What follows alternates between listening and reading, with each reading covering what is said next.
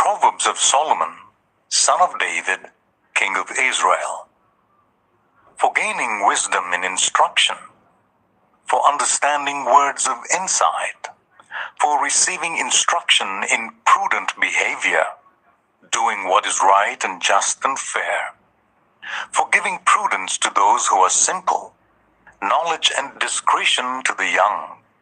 Let the wise listen and add to their learning, and let the discerning get guidance. For understanding proverbs and parables, the sayings and riddles of the wise. The fear of the Lord is the beginning of knowledge, but fools despise wisdom and instruction. Listen, my son, to your father's instruction, and do not forsake your mother's teaching. They are a garland to grace your head, and a chain to adorn your neck. My son, if sinful men entice you, do not give in to them. If they say, "Come along with us, let's lie in wait for innocent blood, let's ambush some harmless soul, let's swallow them alive like the grave, and whole like those who go down to the pit. We will get all sorts of valuable things and fill our houses with plunder. Cast lots with us. We will all share the loot." My son, do not go along with them. Do not set foot on their paths, for their feet rush into evil. They are swift to shed blood. How useless to spread a net when every bird can see it. These men lie in wait for their own blood. They ambush only themselves. Such are the paths of all who go after ill-gotten gain. It takes away the life of those who get it. Out in the open, wisdom calls aloud. She raises a voice in public square. On top of the wall she cries out. At the city gate she makes her speech. How long will you who are simple love your simple ways? How long will mockers delight in mockery and fools hate knowledge? Repent at my rebuke. Then I will pour out my thoughts to you. I will make known to you my teachings. But since you refuse to listen when I call, and no one pays attention when I stretch out my hand, since you disregard all my advice and do not accept my rebuke, I in turn will laugh when disaster strikes you.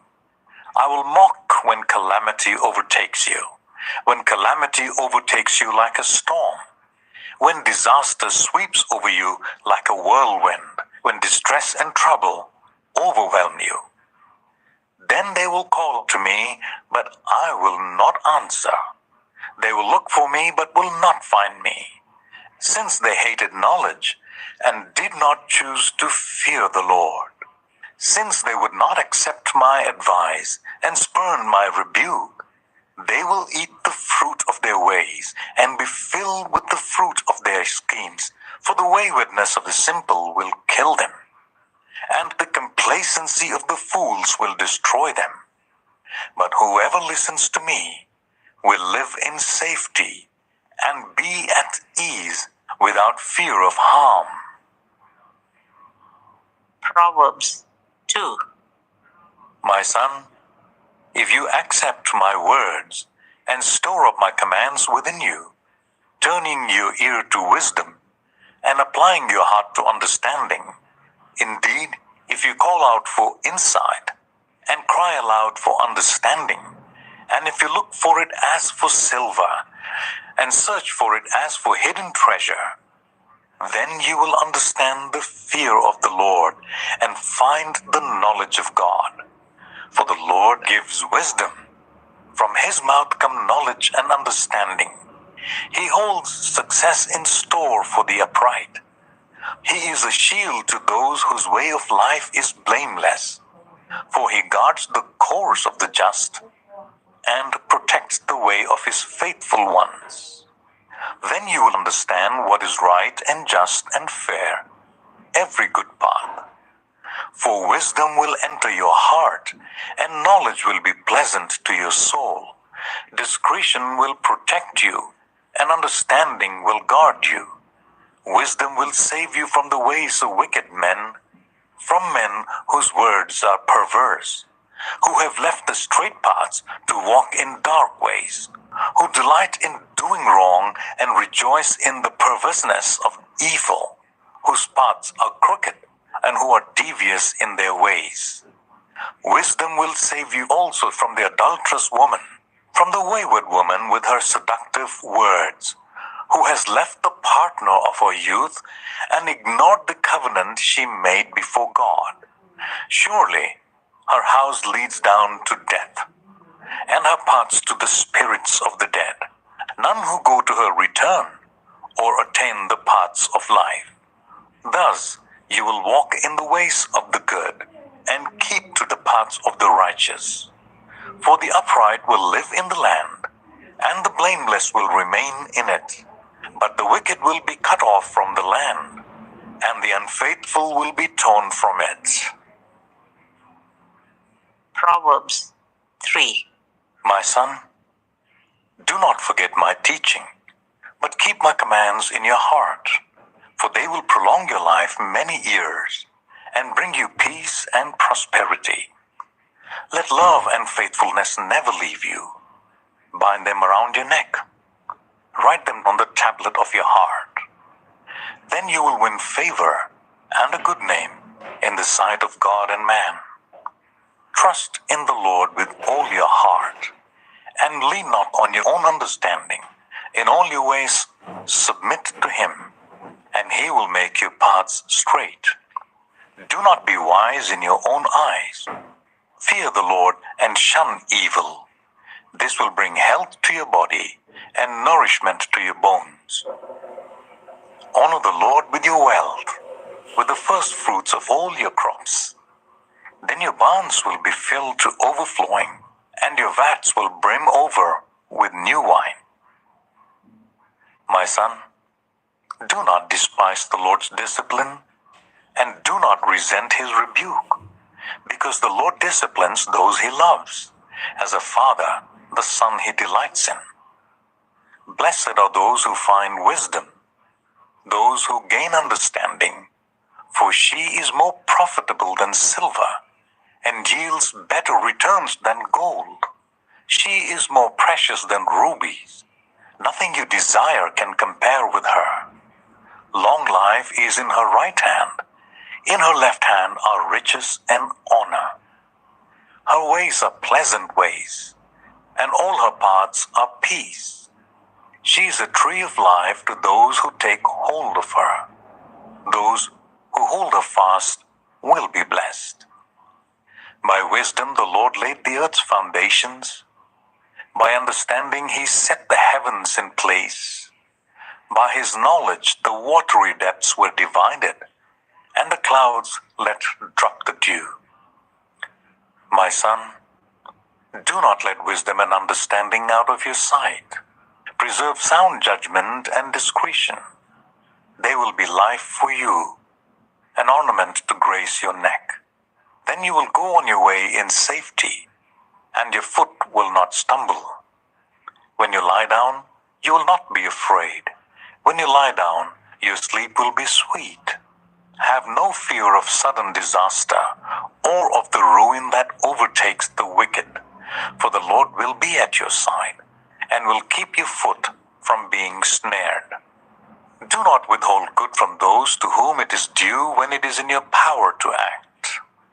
Do not say to your neighbor, "Come back tomorrow and I'll give it to you," when you already have it with you. Do not plot harm against your neighbor who lives trustfully near you. Do not accuse anyone for no reason when they have done you no harm. Do not envy the violent or choose any of their ways. For the Lord detests the perverse, but takes the upright into his confidence. The Lord's curse is on the house of the wicked, but he blesses the home of the righteous. He mocks proud mockers, but shows favor to the humble and oppressed. The wise inherit honor, but fools get only shame. Proverbs 4. Listen, my sons, to a father's instruction. Pay attention and gain understanding. I give you sound learning, so do not forsake my teaching. For I too was a son to my father, still tender and cherished by my mother. Then he taught me, and he said to me, take hold of my words with all your heart. Keep my commands, and you will live. Get wisdom, get understanding. Do not forget my words or turn away from them. Do not forsake wisdom, and she will protect you. Love her, and she will watch over you. The beginning of wisdom is this: get wisdom. Though it costs all you have, get understanding. Cherish her, and she will exalt you. Embrace her, and she will honor you. She will give you a garland to grace your head and present you with a glorious crown. Listen, my son, accept what I say, and the years of your life will be many. I instruct you in the way of wisdom and lead you along straight paths. When you walk, your steps will not be hampered. When you run, you will not stumble. Hold on to instruction. Do not let it go. Guard it well, for it is your life. Do not set foot on the path of the wicked, or walk in the way of evildoers. Avoid it. Do not travel on it. Turn from it and go on your way. For they cannot rest until they do evil. They are robbed of sleep till they make someone stumble. They eat the bread of wickedness and drink the wine of violence. The path of the righteous is like the morning sun, shining ever brighter till the full light of day. But the way of the wicked is like deep darkness. They do not know what makes them stumble. My son, pay attention to what I say. Turn your ear to my words. Do not let them out of your sight. Keep them within your heart, for they are life to those who find them and health to one's whole body. Above all else, guard your heart, for everything you do flows from it. Keep your mouth free of perversity. Keep corrupt talk far from your lips. Let your eyes look straight ahead. Fix your gaze directly before you. Give careful thought to the paths for your feet, and be steadfast in all your ways. Do not turn to the right or the left. Keep your foot from evil. Proverbs 5. My son, pay attention to my wisdom. Turn your ear to my words of insight, that you may maintain discretion, and your lips may preserve knowledge. For the lips of the adulterous woman drip honey, and her speech is smoother than oil. But in the end, she is bitter as gall, sharp as a double-edged sword. Her feet go down to death. Her steps lead straight to the grave. She gives no thought to the way of life. Her paths wander aimlessly, but she doesn't know it. Now then, my sons, listen to me. Do not turn aside from what I say. Keep to a path far from her. Do not go near the door of her house, lest you lose your honor to others and your dignity to one who is cruel, lest strangers feast on your wealth and your toil enrich the house of another. At the end of your life you will groan when your flesh and body are spent. You will say, how I hated discipline, how my heart spurned correction. I would not obey my teachers or turn my ear to my instructors. And I was soon in serious trouble in the assembly of God's people. Drink water from your own cistern, running water from your own well. Should your springs overflow in the streets, and your streams of water into public squares? Let them be yours alone, never to be shared with strangers. May your fountain be blessed, and may you rejoice in the wife of your youth, a loving doe a graceful deer. May her breast satisfy you always, and may you ever be intoxicated with her love. Why, my son, be intoxicated with another man's wife? Why embrace the bosom of a wayward woman? For your ways are in full view of the Lord, and he examines all your paths. The evil deeds of the wicked ensnare them. The cords of their sin hold them fast. For lack of discipline they will die, led astray by their own great folly. Proverbs 6. My son, if you have put up security for your neighbor, if you have shaken hands in pledge for a stranger, you have been trapped by what you said, and snared by the words of your mouth. So do this, my son, to free yourself. Since you have fallen into your neighbor's hands, go to the point of exhaustion and give your neighbor no rest. Allow no sleep to your eyes, no slumber to your eyelids. Free yourself like a gazelle from the hand of the hunter, like a bird from the snare of the fowler. Go to the ant, you sluggard, consider its ways and be wise. It has no commander, no overseer or ruler, yet it stores its provisions in summer and gathers its food at harvest. How long will you lie there, you sluggard? When will you get up from your sleep? A little sleep, a little slumber, a little folding of the hands to rest, and poverty will come on you like a thief, and scarcity like an armed man. A troublemaker and a villain, who goes about with a corrupt mouth, who winks maliciously with his eye, signals with his feet, and motions with his fingers, who plots evil with deceit in his heart. He always stirs up conflict. Therefore, disaster will overtake him in an instant. He will suddenly be destroyed without remedy.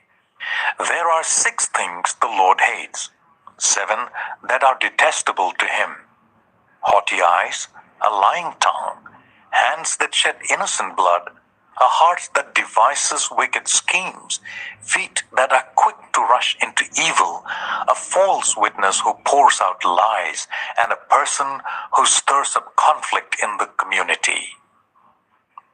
My son, keep your father's command, and do not forsake your mother's teaching.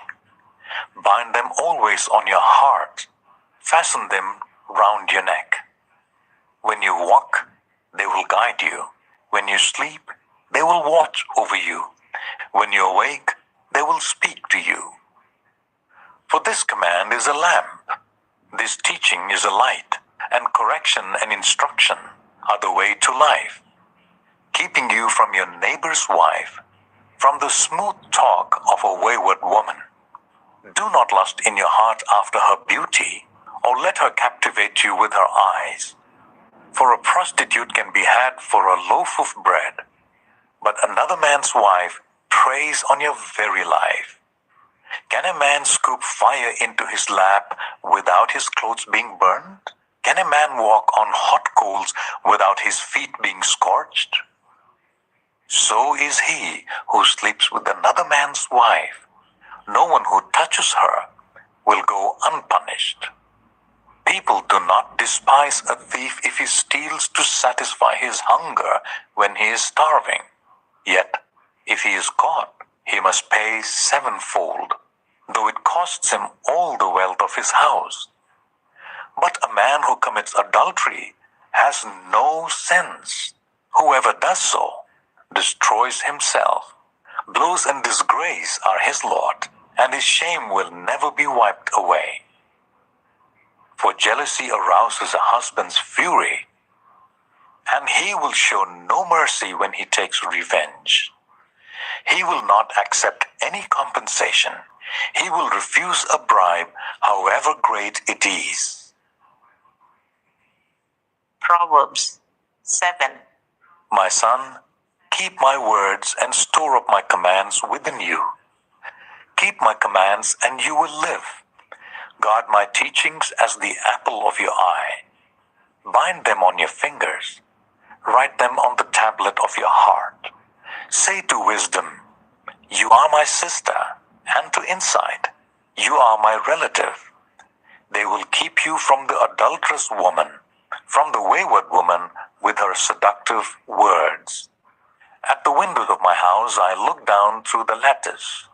I saw among the simple, I noticed among the young men, a youth who had no sense. He was going down the street near her corner, walking along in the direction of her house at twilight, as the day was fading, as the dark of night set in. Then out came a woman to meet him, dressed like a prostitute and with crafty intent. She is unruly and defiant, her feet never stay at home, now in the street, now in the squares, at every corner she lurks. She took hold of him and kissed him, and with a brazen face she said, Today I fulfilled my vows, and I have food from my fellowship offering at home. So I came out to meet you. I looked for you and have found you. I have covered my bed with colored linens from Egypt. I have perfumed my bed with myrrh, aloes, and cinnamon. Come, let's drink deeply of love till morning. Let's enjoy ourselves with love. My husband is not at home. He has gone on a long journey. He took his purse filled with money and will not be home till full moon. With persuasive words, she led him astray. She seduced him with her smooth talk.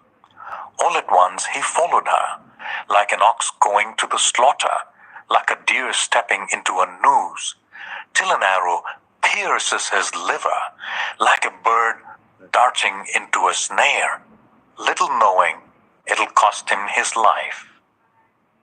Now then, my sons, listen to me. Pay attention to what I say. Do not let your heart turn to her ways or stray into her paths. Many are the victims she has brought down. Her slain are a mighty throng. Her house is a highway to the grave, leading down to the chambers of death. Proverbs 8. Does not wisdom call out? Does not understanding raise her voice? At the highest point along the way, where the paths meet, she takes her stand. Beside the gate leading into the city, at the entrance she cries aloud. To you, O people, I call out. I raise my voice to all humanity.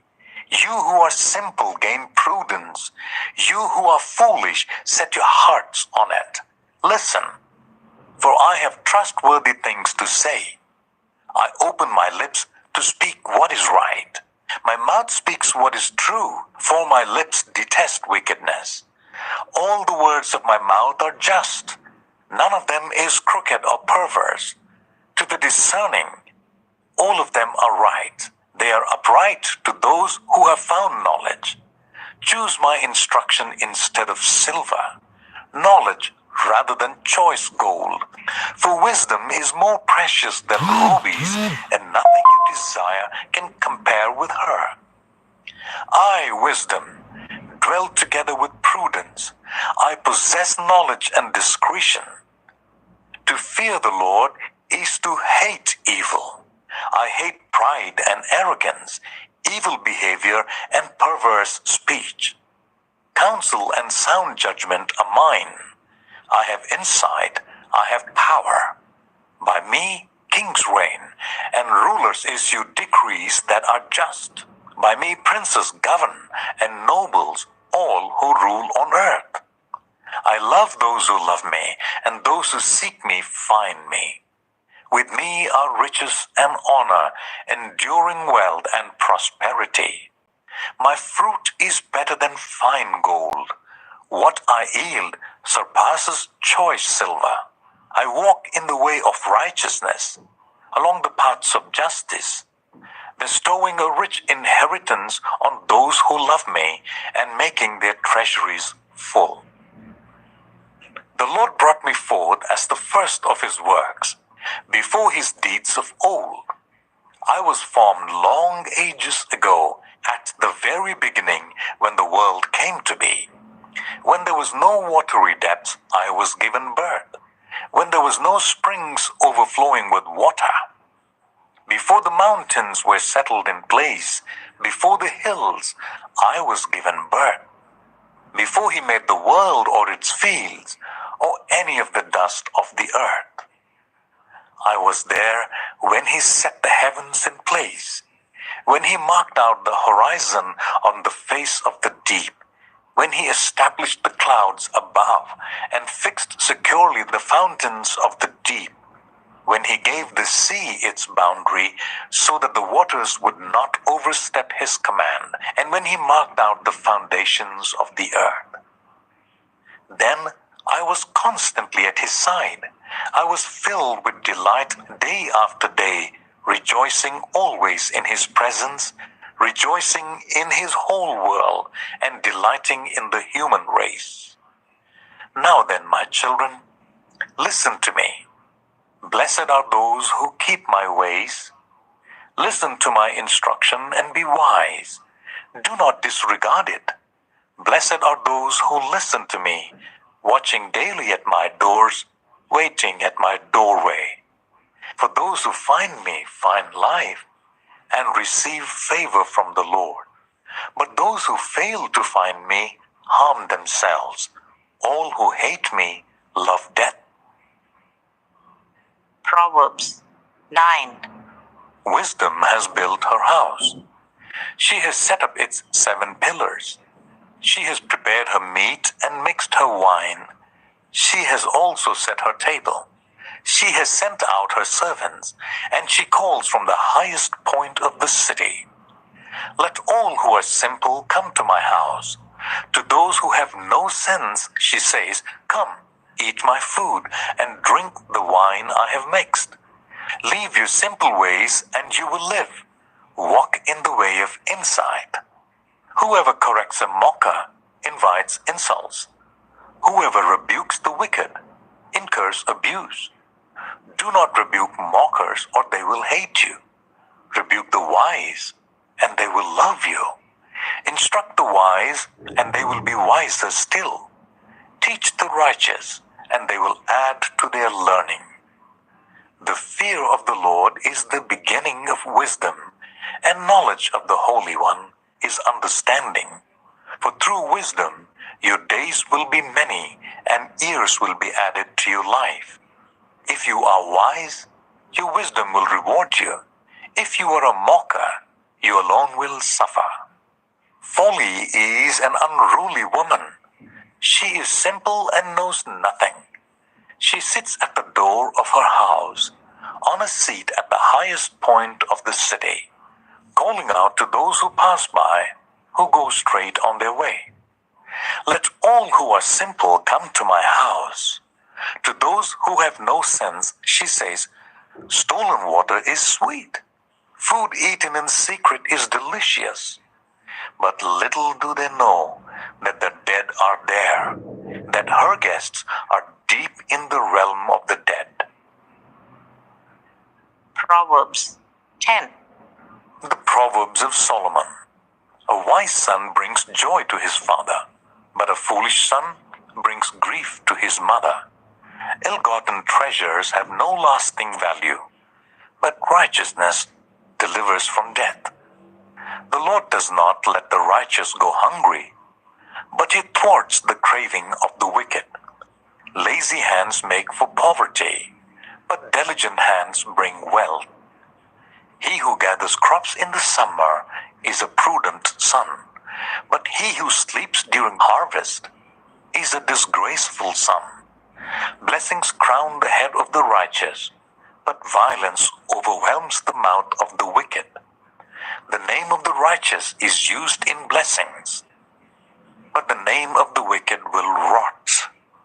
The wise in heart accept commands, but a chattering fool comes to ruin.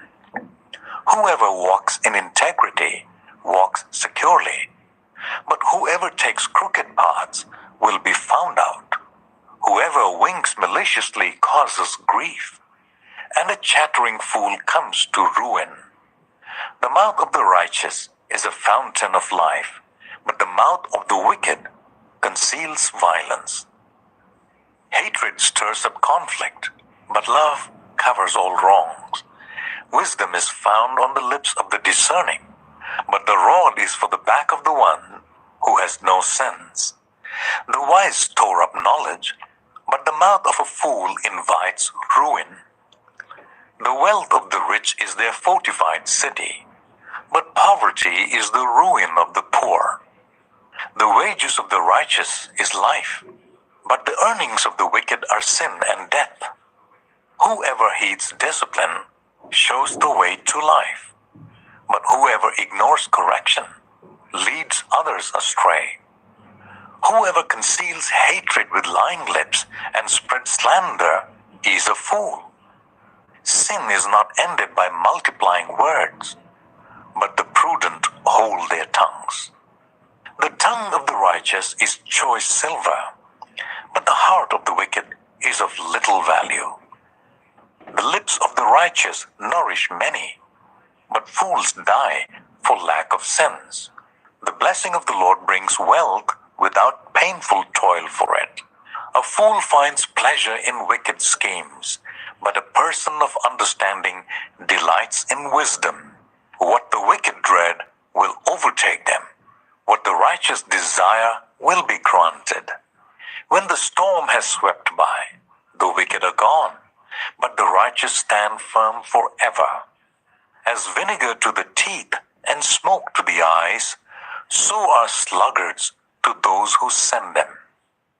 The fear of the Lord adds length to life, but the ears of the wicked are cut short. The prospect of the righteous is joy, but the hopes of the wicked come to nothing. The way of the Lord is a refuge for the blameless, but it is the ruin of those who do evil. The righteous will never be uprooted, but the wicked will not remain in the land. From the mouth of the righteous comes the fruit of wisdom, but a perverse tongue will be silenced. The lips of the righteous know what finds favor, but the mouth of the wicked only what is perverse. Proverbs 11. The Lord detests dishonest scales, but accurate weights find favor with him. When pride comes, then comes disgrace, but with humility comes wisdom. The integrity of the upright guides them, but the unfaithful are destroyed by their duplicity. Wealth is worthless in the day of wrath, but righteousness delivers from death. The righteousness of the blameless makes their path straight, but the wicked are brought down by their own wickedness. The righteousness of the upright delivers them, but the unfaithful are trapped by evil desires. Hopes placed in mortals die with them. All the promise of their power comes to nothing. The righteous person is rescued from trouble, and it falls on the wicked instead. With their mouths the godless destroy their neighbors, but through knowledge the righteous escape. When the righteous prosper, the city rejoices. When the wicked perish, there are shouts of joy. Through the blessing of the upright, a city is exalted, but by the mouth of the wicked it is destroyed. Whoever derides their neighbor has no sense, but the one who has understanding holds their tongue. A gossip betrays a confidence, but a trustworthy person keeps a secret. For lack of guidance, a nation falls, but victory is won through many advisers.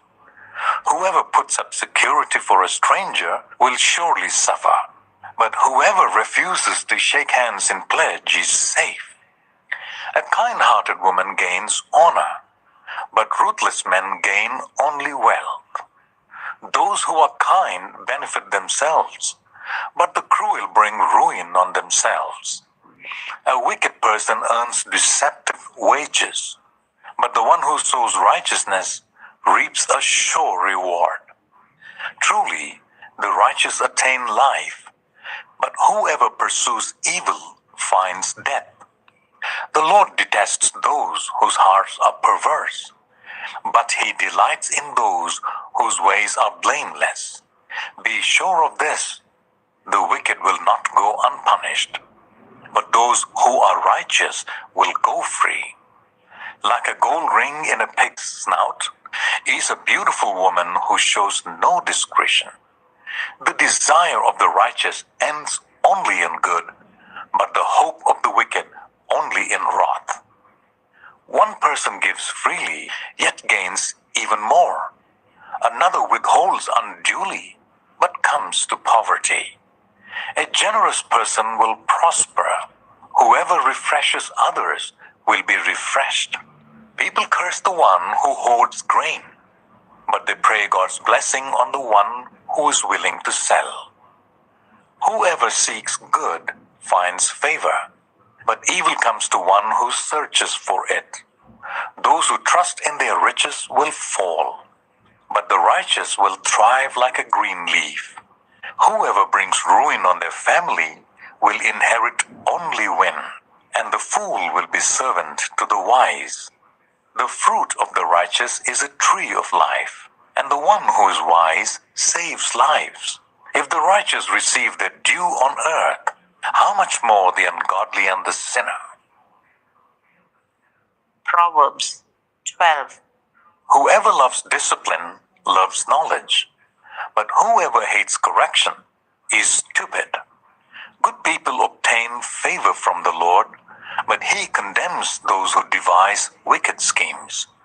No one can be established through wickedness, but the righteous cannot be uprooted.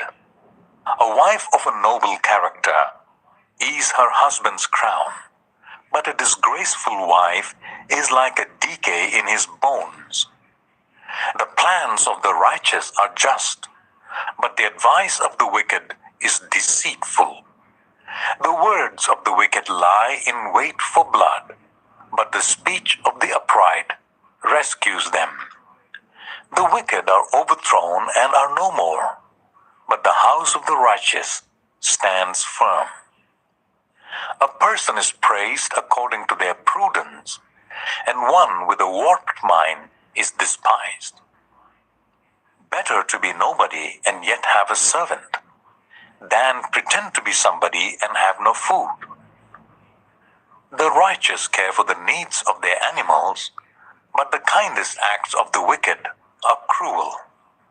Those who work their land will have abundant food, but those who chase fantasies have no sense. The wicked desire the strongholds of evildoers, but the root of the righteous endures. Evildoers are trapped by their sinful talk, and so the innocent escape trouble. From the fruit of their lips, people are filled with good things, and the work of their hands bring them reward. The way of fools seems right to them, but the wise listen to advice. Fools show their annoyance at once, but the prudent overlook an insult. An honest witness tells the truth, but a false witness tells lies. The words of the reckless pierce like swords, but the tongue of the wise brings healing. Truthful lips endure forever, but the lying tongue lasts only a moment. Deceit is in the hearts of those who plot evil, but those who promote peace have joy. No harm overtakes the righteous, but the wicked have their fill of trouble. The Lord detests lying lips, but he delights in people who are trustworthy. The prudent keep their knowledge to themselves, but a fool's heart blurts out folly. Diligent hands will rule, but laziness ends in forced labor. Anxiety weighs down the heart, but a kind word cheers it up. The righteous choose their friends carefully, but the way of the wicked leads them astray. The lazy do not roast any game, but the diligent feed on the riches of the hunt. In the way of righteousness there is life. Along that path is immortality. Proverbs 13. A wise son heeds his father's instruction, but a mocker does not respond to rebukes. From the fruit of their lips people enjoy good things, but the unfaithful have an appetite for violence. Those who guard their lips preserve their lives, but those who speak rashly will come to ruin. A sluggard's appetite is never filled, but the desire of the diligent are fully satisfied. The righteous hate what is false, but the wicked make themselves obnoxious and bring shame on themselves. Righteousness guards the person of integrity, but wickedness overthrows the sinner. One person pretends to be rich, yet has nothing. Another pretends to be poor, yet has great wealth. A person's riches may ransom their life, but the poor cannot respond to threatening rebukes. The light of the righteous shines brightly, but the lamp of the wicked is snuffed out.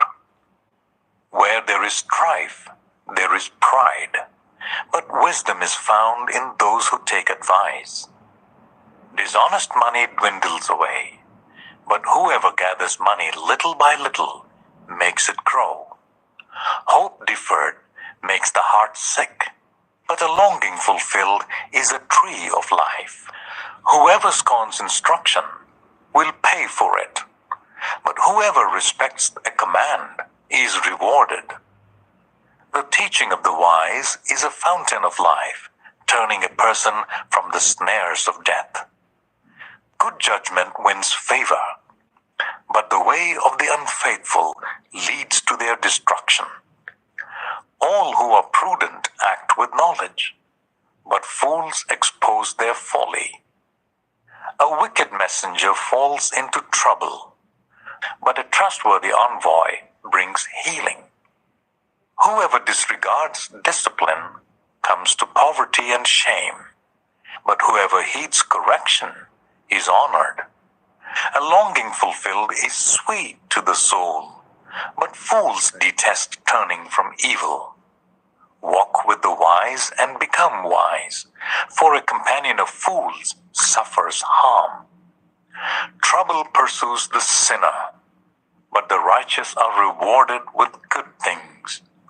A good person leaves an inheritance for their children's children, but a sinner's wealth is stored up for the righteous. An unplowed field produces food for the poor, but injustice sweeps it away. Whoever spares the rod hates their children, but the one who loves their children is careful to discipline them. The righteous eat to their heart's content, but the stomach of the wicked goes hungry. Proverbs 14. The wise woman builds her house, but with her own hands the foolish one tears hers down. Whoever fears the Lord walks uprightly, but those who despise him are devious in their ways. A fool's mouth lashes out with pride, but the lips of the wise protect them. Where there are no oxen, the manger is empty, but from the strength of an ox come abundant harvests. An honest witness does not deceive, but a false witness pours out lies. The mocker seeks wisdom and finds none, but knowledge comes easily to the discerning. Stay away from a fool, for you will not find knowledge on their lips. The wisdom of the prudent is to give thought to their ways, but the folly of fools is deception. Fools mock at making amends for sin, but goodwill is found among the upright. Each heart knows its own bitterness, and no one else can share its joy. The house of the wicked will be destroyed, but the tent of the upright will flourish. There is a way that appears to be right, but in the end it leads to death. Even in laughter the heart may ache, and rejoicing may end in grief. The faithless will be fully repaid for their ways, and the good rewarded for theirs. The simple believe anything, but the prudent give thoughts to their steps. The wise fear the Lord and shun evil, but a fool is hot-headed and yet feels secure. A quick-tempered person does foolish things, and the one who devises evil schemes is hated.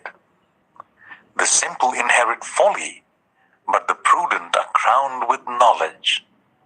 Evildoers will bow down in the presence of the good, and the wicked at the gates of the righteous.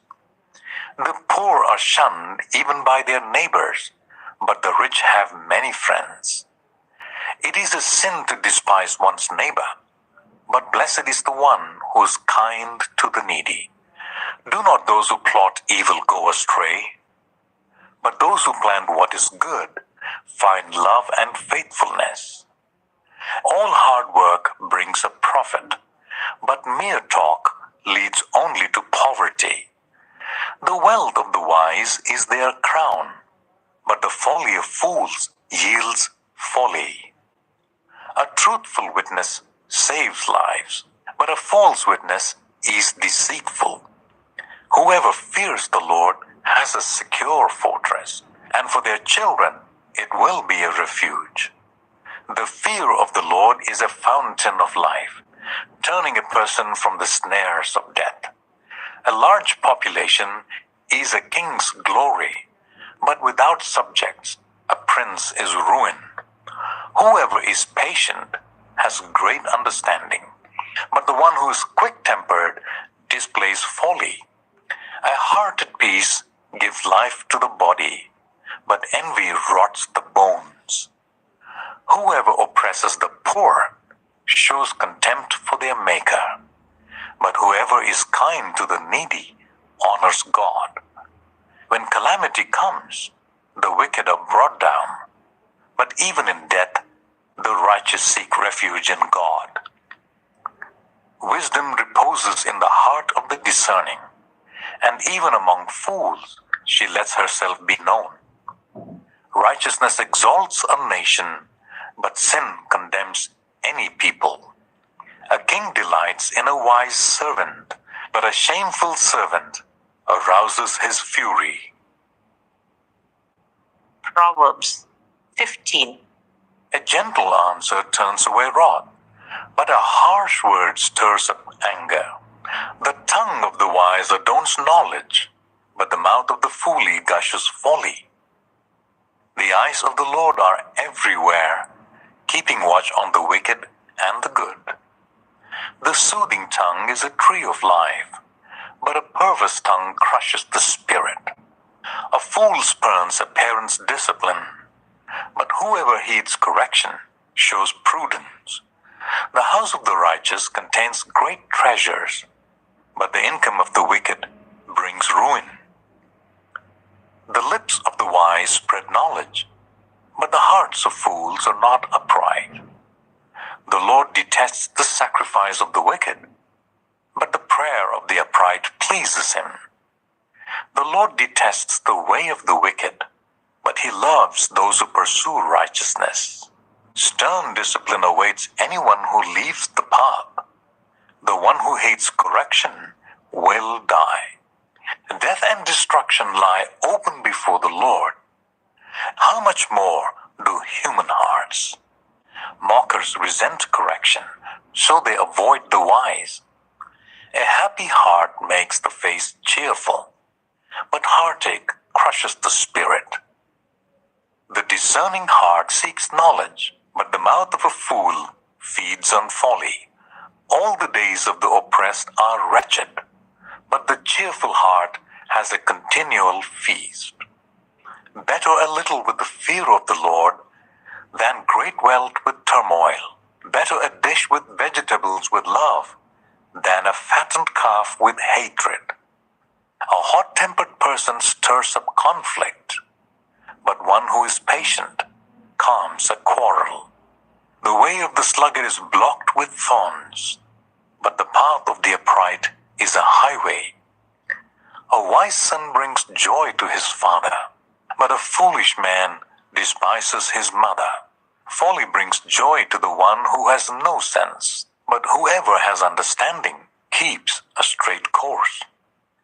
Plans fail for lack of counsel, but with many advisers they succeed. A person finds joy in giving an apt reply, and how good is a timely word. The path of life leads upward for the prudent, to keep them from going down to the realm of the dead. The Lord tears down the house of the proud, but he sets the widow's boundary stones in place. The Lord detests the thoughts of the wicked, but gracious words are pure in his sight. The greedy bring ruin to their households, but the one who hates bribes will live. The heart of the righteous weighs its answers, but the mouth of the wicked gushes evil. The Lord is far from the wicked, but he hears the prayer of the righteous. Light in a messenger's eyes brings joy to their heart, and good news gives health to the bones. Whoever heeds life-giving correction will be at home among the wise. Those who disregard discipline despise themselves, but the one who heeds correction gains understanding. Wisdom's instruction is to fear the Lord, and humility comes before honor. Proverbs 16. To humans belong the plans of the heart, but from the Lord comes the proper answer of the tongue. All a person's ways seem pure to them, but motives are weighed by the Lord. Commit to the Lord whatever you do, and he will establish your plans. The Lord works out everything to its proper end, even the wicked for a day of disaster. The Lord detests all the proud of heart. Be sure of this, they will not go unpunished. Through love and faithfulness, sin is atoned for. Through the fear of the Lord, evil is avoided. When the Lord takes pleasure in anyone's way, he causes their enemies to make peace with them. Better a little with righteousness than much gain with injustice. In their hearts, humans plan their course, but the Lord establishes their steps. The lips of a king speak as an oracle, and his mouth does not betray justice. Honest scales and balances belong to the Lord. All the weights in the bag are of his making. Kings detest wrongdoing, for a throne is established through righteousness. Kings take pleasure in honest lips. They value the one who speaks what is right. A king's wrath is a messenger of death, but the wise will appease it. When a king's face brightens, it means life. His favor is like a rain cloud in spring. How much better to get wisdom than gold, to get insight rather than silver. The highway of the upright avoids evil. Those who guard their ways preserve their lives. Pride goes before destruction, a haughty spirit before a fall. Better to be lowly in spirit along with the oppressed than to share plunder with the proud. Whoever gives heed to instruction prospers, and blessed is the one who trusts in the Lord. The wise in heart are called discerning, and gracious words promote instruction.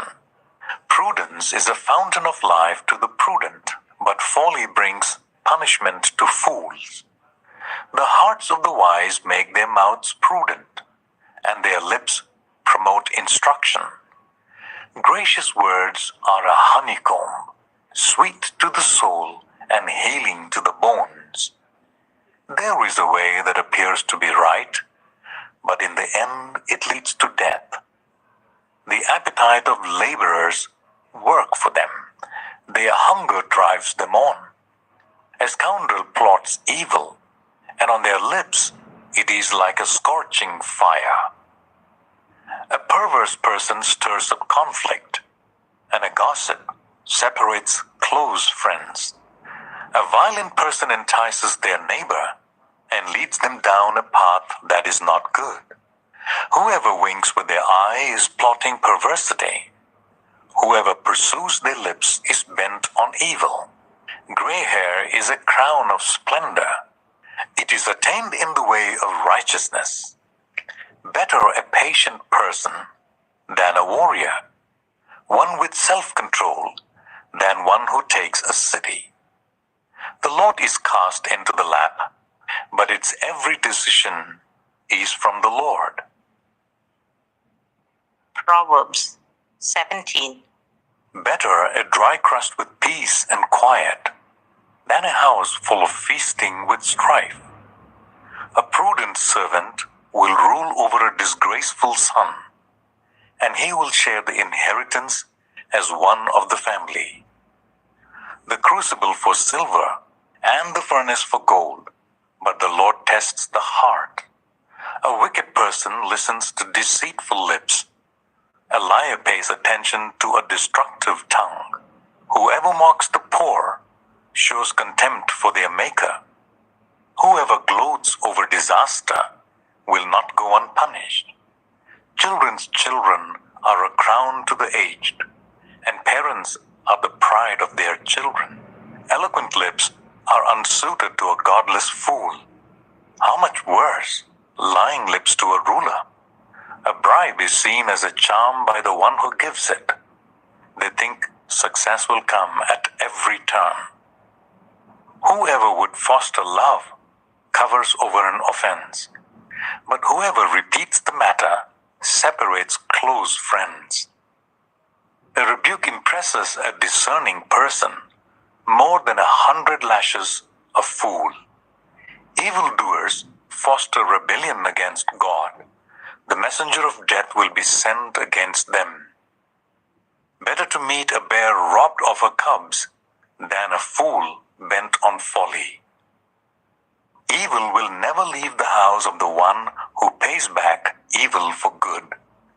Starting a quarrel is like breaching a dam, so drop the matter before a dispute breaks out. Acquitting the guilty and condemning the innocent, the Lord detests them both. Why should fools have money in hand to buy wisdom when they are not able to understand it? A friend loves at all times, and a brother is born for a time of adversity. One who has no sense shakes hands in pledge and puts up security for a neighbor. Whoever loves a quarrel loves sin. Whoever builds a high gate invites destruction. One whose heart is corrupt does not prosper. One whose tongue is perverse falls into trouble. To have a fool for a child brings grief. There is no joy for the parent of a godless fool. A cheerful heart is good medicine, but a crushed spirit dries up the bones. The wicked accept bribes in secret to pervert the course of justice. A discerning person keeps wisdom in view, but a fool's eyes wander to the ends of the earth. A foolish son brings grief to his father, and bitterness to the mother who bore him. If imposing a fine on the innocent is not good, surely to flog honest officials is not right. The one who has knowledge uses words with restraint, and whoever has understanding is even-tempered. Even fools are thought wise if they keep silent, and discerning if they hold their tongues. Proverbs 18. An unfriendly person pursues selfish ends, and against all sound judgment starts quarrels. Fools find no pleasure in understanding, but delight in airing their own opinions. When wickedness comes, so does contempt, and with shame comes reproach. The words of the mouth are deep waters, but the fountain of wisdom is a rushing stream. It is not good to be partial to the wicked, and so deprive the innocent of justice. The lips of fools bring them strife, and their mouths invite a beating. The mouths of fools are their undoing, and their lips are a snare to their very lives. The words of a gossip are like choice morsels. They go down to the inmost parts. One who is slack in his work is a brother to one who destroys. The name of the Lord is a fortified tower. The righteous run to it and are safe. The wealth of the rich is their fortified city. They imagine it a wall too high to scale. Before a downfall, the heart is haughty, but humility comes before honor. To answer before listening, that is folly and shame. The human spirit can endure in times of illness, but a crushed spirit who can bear? The heart of the discerning acquires knowledge, for the ears of the wise seek it out. A gift opens the way and ushers the giver into the presence of the great. In a lawsuit, the first to speak seems right until someone comes forward and cross-examines.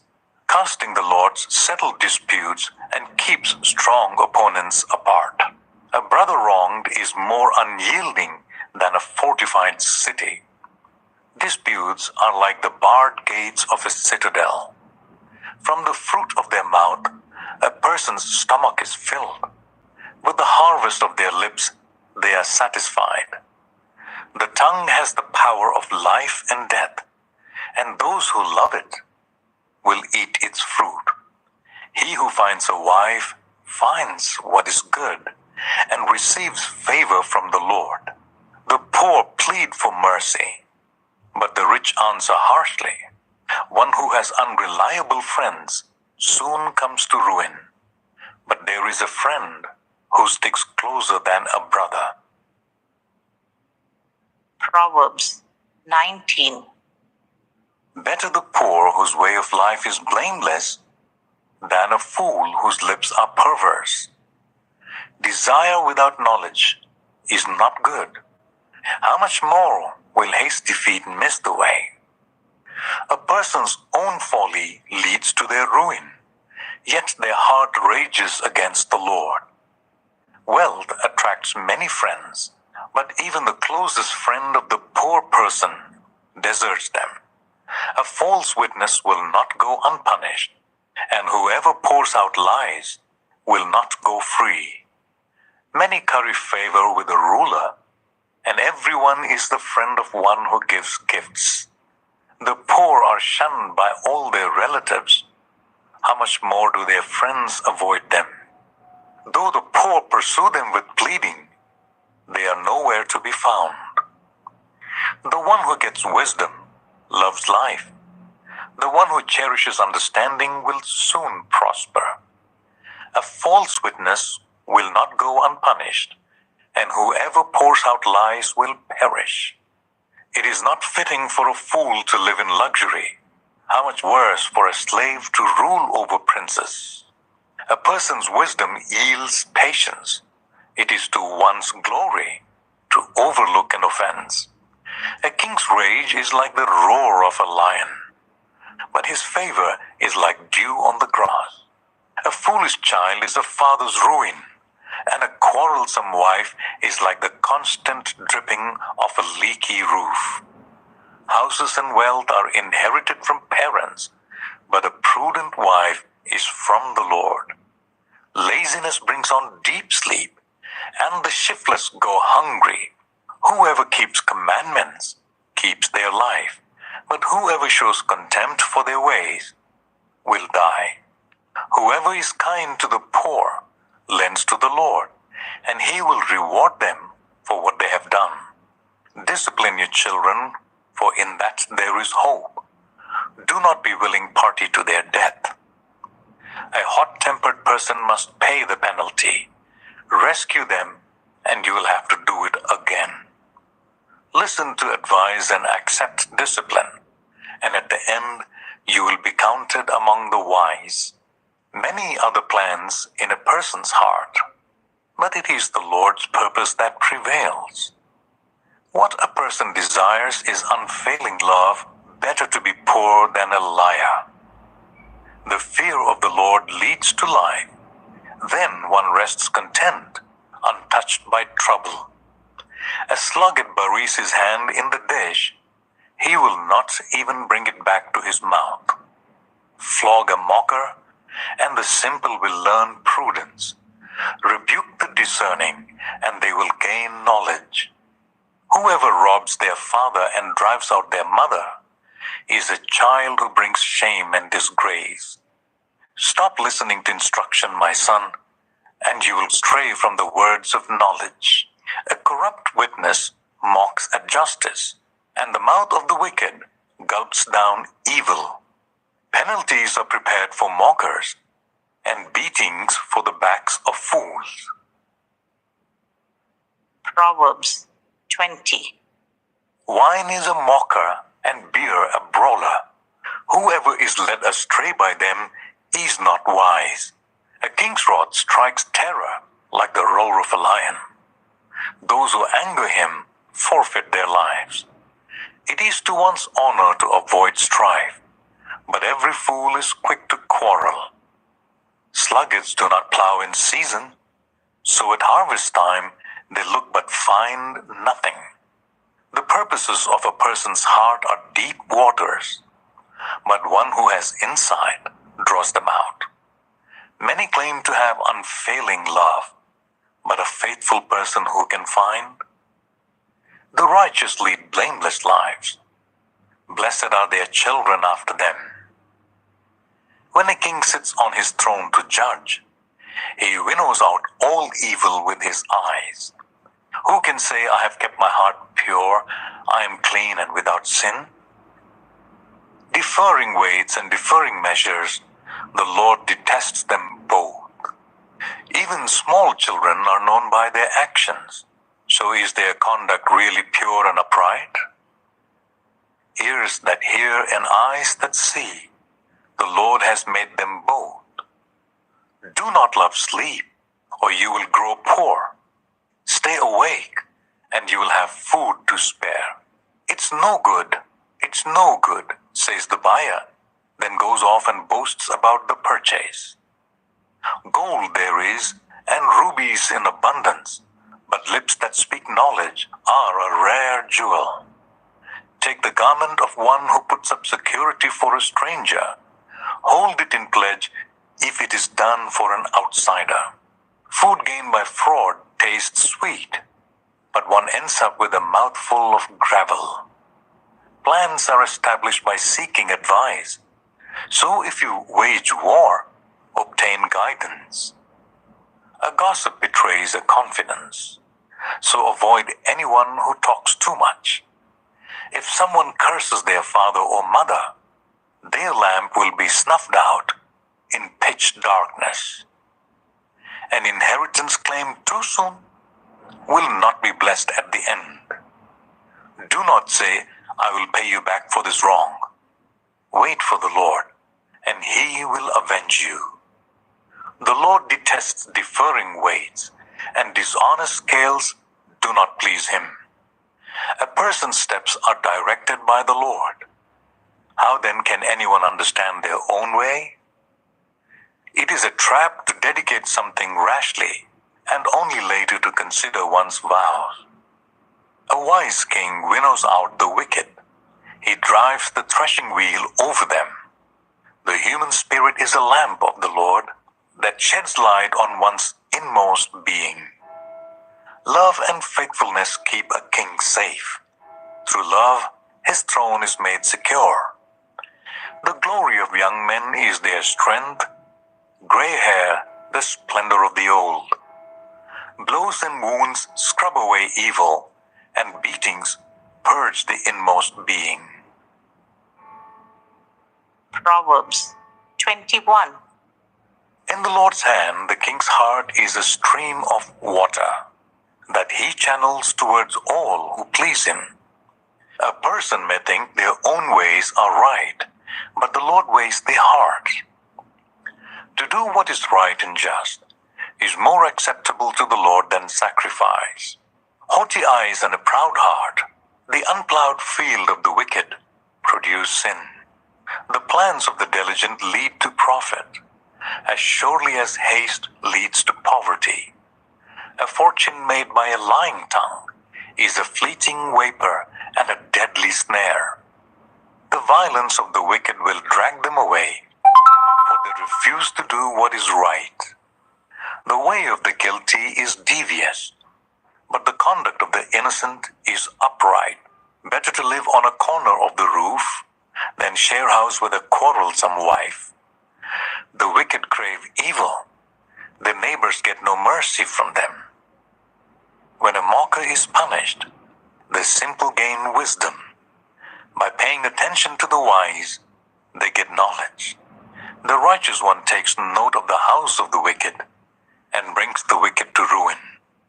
Whoever shuts the ears to the cry of the poor will also cry out and not be answered. A gift given in secret soothes anger, and a bribe concealed in the cloak pacifies great wrath. When justice is done, it brings joy to the righteous, but terror to the evildoers.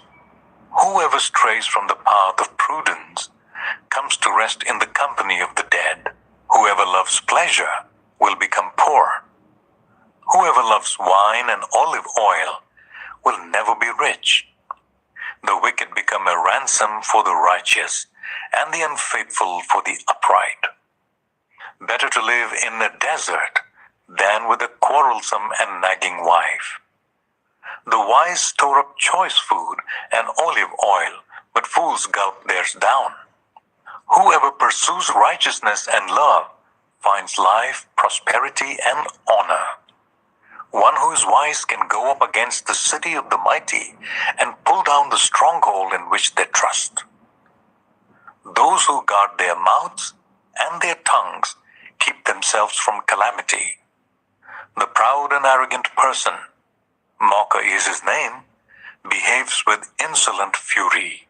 The craving of the sluggard will be the death of him, because his hands refuse to work. All day long he craves for more, but the righteous give without sparing. The sacrifice of the wicked is detestable. How much more so when brought with evil intent? A false witness will perish, but a careful listener will testify successfully.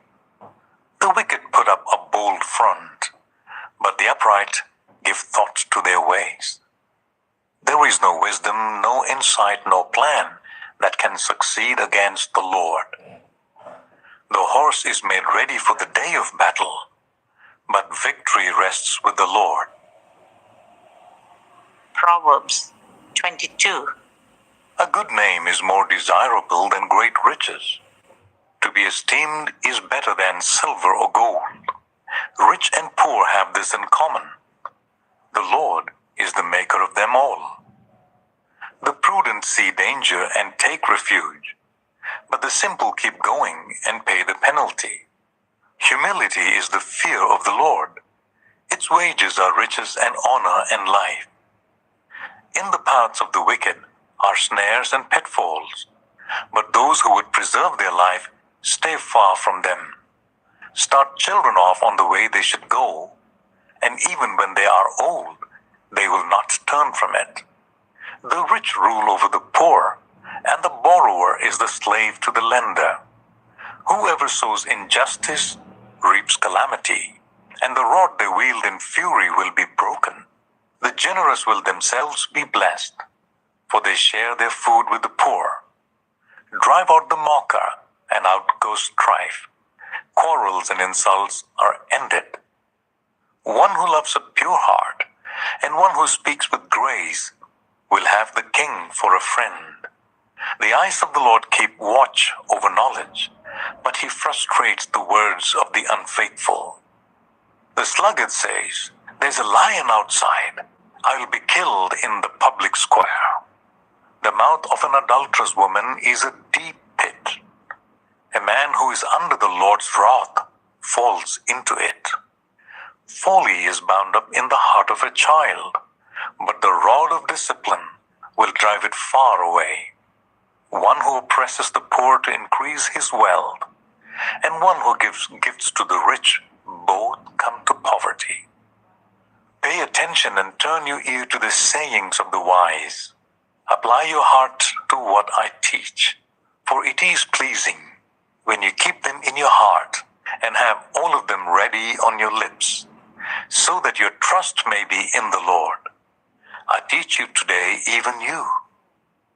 Have I not written 30 sayings for you, sayings of counsel and knowledge, teaching you to be honest and to speak the truth, so that you bring back truthful reports to those you serve? Do not exploit the poor because they are poor, and do not crush the needy in court, for the Lord will take up their case and will exact life for life. Do not make friends with a hot-tempered person. Do not associate with one easily angered, or you may learn their ways and get yourself ensnared. Do not be one who shakes hands in pledge, or puts up security for debts. If you lack the means to pay, your very bed will be snatched from under you. Do not move an ancient boundary stone set up by your ancestors. Do you see someone skilled in their work? They will serve before kings. They will not serve before officials of low rank. Proverbs 23. When you sit to dine with a ruler, note well what is before you, and put a knife to your throat. If you're given to gluttony, do not crave his delicacies, for that food is deceptive. Do not wear yourself out to get rich. Do not trust your own cleverness. Cast but a glance at riches, and they are gone. For they surely will sprout wings and fly off to the sky like an eagle. Do not eat the food of a stingy host. Do not crave his delicacies, for he is the kind of person who is always thinking about the cost. Eat and drink, he says to you, but his heart is not with you. You will vomit up the little you have eaten, and will have wasted your compliments. Do not speak to fools, for they will scorn your prudent words. Do not move an ancient boundary stone, or encroach on the fields of the fatherless, for their defender is strong. He will take up their case against you. Apply your heart to instruction, and your ears to words of knowledge. Do not withhold discipline from a child. If you punish them with the rod, they will not die. Punish them with the rod and save them from death. My son, if your heart is wise, then my heart will be glad indeed. My inmost being will rejoice when your lips speak what is right. Do not let your heart envy sinners, but always be zealous for the fear of the Lord. There is surely a future hope for you, and your hope will not be cut off. Listen, my son, and be wise, and set your heart on the right path. Do not join those who drink too much wine, or gorge themselves on meat, for drunkards and gluttons become poor, and drowsiness clothes them in rags. Listen to your father who gave you life, and do not despise your mother when she is old. Buy the truth and do not sell it, wisdom, instruction, and insight as well. The father of a righteous child has great joy. A man who fathers a wise son rejoices in him. May your father and mother rejoice. May she who gave you birth be joyful. My son, give me your heart, and let your eyes delight in my ways. For an adulterous woman is a deep pit, and a wayward wife is a narrow well. Like a bandit she lies in wait, and multiplies the unfaithful among men. Who has woe? Who has sorrow? Who has strife? Who has complaints? Who has needless bruises? Who has bloodshot eyes? Those who linger over wine, who go to sample bowls of mixed wine.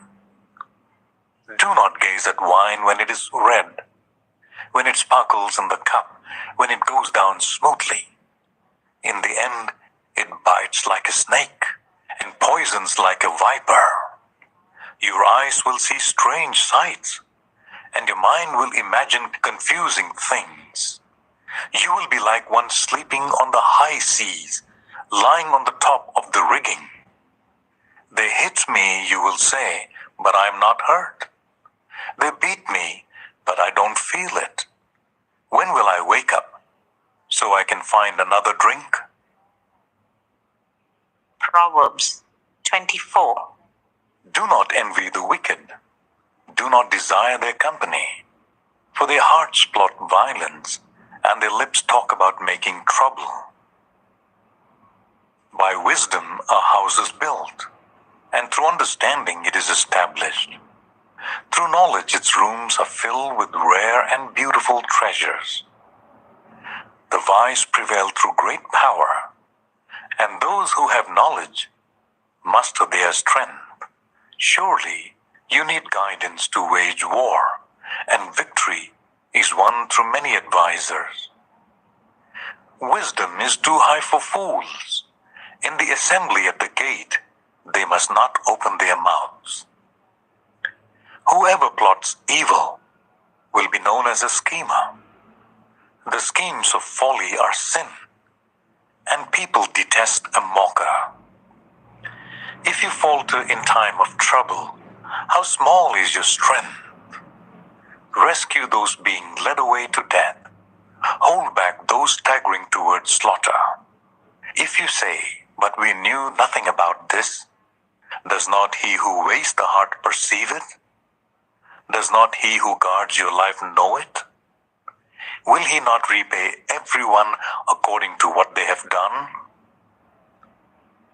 Eat honey, my son, for it is good. Honey from the comb is sweet to your taste. Know also that wisdom is like honey for you.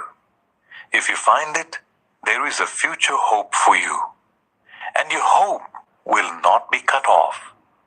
Do not lurk like a thief near the house of the righteous.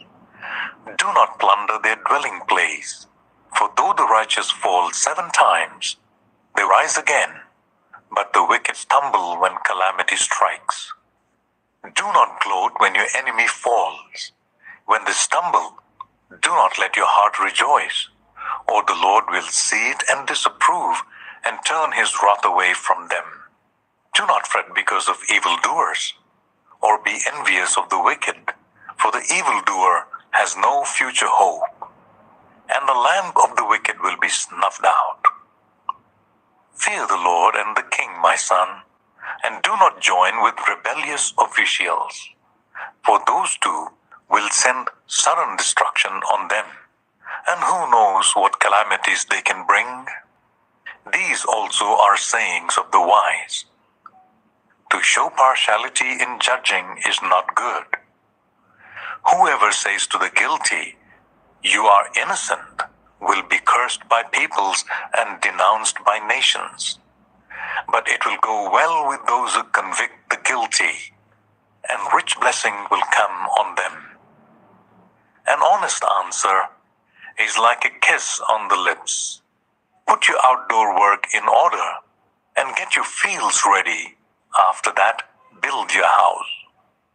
Do not testify against your neighbor without cause. Would you use your lips to mislead? Do not say, "I will do to them as they have done to me. I'll pay them back for what they did." I went past the field of a sluggard, past the vineyard of someone who has no sense. Thorns had come up everywhere. The ground was covered with weeds, and the stone wall was in ruins. I applied my heart to what I observed and learned a lesson from what I saw. A little sleep, a little slumber, a little folding of the hands to rest, and poverty will come on you like a thief, and scarcity like an armed man. Proverbs 25. These are more proverbs of Solomon, compiled by the men of Hezekiah, king of Judah. It is the glory of God to conceal a matter. To search out a matter is the glory of kings. As the heavens are high and the earth is deep, so the hearts of kings are unsearchable. Remove the dross from the silver, and a silversmith can produce a vessel. Remove wicked officials from the king's presence, and his throne will be established through righteousness.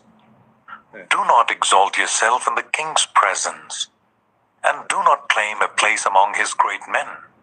It is better for him to say to you, "Come up here," than for him to humiliate you before his nobles. What you have seen with your eyes, do not bring hastily to court. For what will you do in the end if your neighbor puts you to shame? If you take your neighbor to court, do not betray another's confidence, or the one who hears it may shame you, and the charge against you will stand. Like apples of gold in settings of silver is a ruling rightly given. Like an earring of gold on an ornament of fine gold is the rebuke of a wise judge to a listening ear. Like a snow-cool drink at harvest time is a trustworthy messenger to the one who sends him. He refreshes the spirit of his master. Like clouds and wind without rain is one who boasts of gifts never given. Through patience a ruler can be persuaded, and a gentle tongue can break a bone. If you find honey, eat just enough. Too much of it, and you will vomit. Seldom set your foot in your neighbor's house. Too much of you, and they will hate you. Like a club or a sword or a sharp arrow is one who gives false testimony against a neighbor. Like a broken tooth or a lame foot is reliance on the unfaithful in time of trouble. Like one who takes away a garment on a cold day, or like vinegar poured on a wound, is one who sings songs to a heavy heart. If your enemy is hungry, give him food to eat. If he is thirsty, give him water to drink. In doing this, you will heap burning coals on his head, and the Lord will reward you. Like a north wind that brings unexpected rain is a sly tongue which provokes a horrified look. Better to live on a corner of the roof than share a house with a quarrelsome wife. Like cold water to a weary soul is good news from a distant land. Like a muddied spring or a polluted well are the righteous who give way to the wicked. It is not good to eat too much honey, nor is it honorable to search out matters that are too deep. Like a city whose walls are broken through is a person who lacks self-control. Proverbs 26. Like snow in summer or rain in harvest, honor is not fitting for a fool. Like a fluttering sparrow or a darting swallow, an undeserved curse does not come to rest. A whip for a horse, a bridle for the donkey, and a rod for the backs of fools. Do not answer a fool according to his folly, or you yourself will be just like him. Answer a fool according to his folly, or he will be wise in his own eyes. Sending a message by the hands of a fool is like cutting off one's feet or drinking poison. Like useless legs of one who is lame is a proverb in the mouth of a fool. Like tying a stone in a sling is giving honor to a fool. Like a thorn bush in a drunkard's hand is a proverb in the mouth of a fool. Like an archer who wounds at random is one who hires a fool or any passerby. As a dog returns to its vomit, so fools repeat their folly. Do you see a person wise in their own eyes? There is more hope for a fool than for them. A sluggard says, there is a lion in the road, a fierce lion roaming the streets. As the door turns on its hinges, so a sluggard turns on his bed. A sluggard buries his hand in the dish. He is too lazy to bring it back to his mouth. A sluggard is wiser in his own eyes than 7 people who answer discreetly. Like one who grabs a stray dog by the ears is someone who rushes into a quarrel not their own. Like a maniac shooting flaming arrows of death is one who deceives their neighbor and says, I was only joking. Without wood, a fire goes out. Without gossip, a quarrel dies down. As charcoal to embers and as wood to fire, so is a quarrelsome person for kindling strife. The words of gossip are like choice morsels. They go down to the inmost parts. Like a coating of silver dross on earthenware are fervent lips with an evil heart.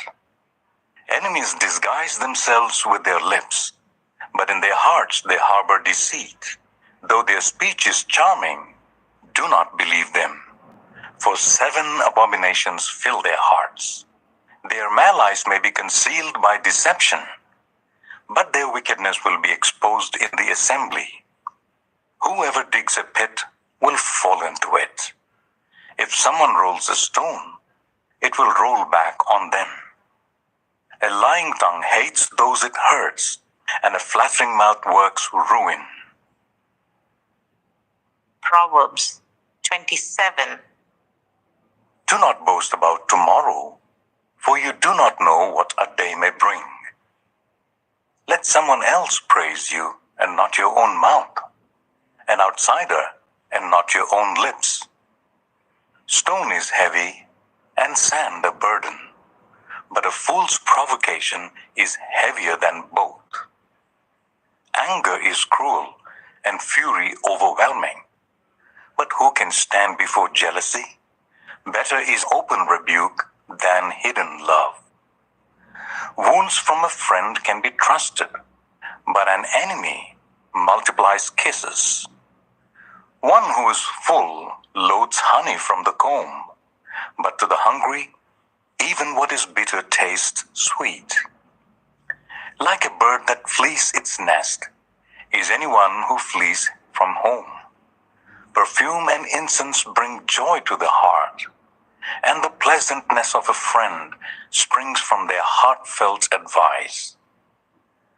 Do not forsake your friend or a friend of your family, and do not go to a relative's house when disaster strikes you. Better a neighbor nearby than a relative far away. Be wise, my son, and bring joy to my heart. Then I can answer anyone who treats me with contempt. The prudent see danger and take refuge, but the simple keep going and pay the penalty. Take the garment of one who puts up security for a stranger. Hold it in pledge if it is done for an outsider.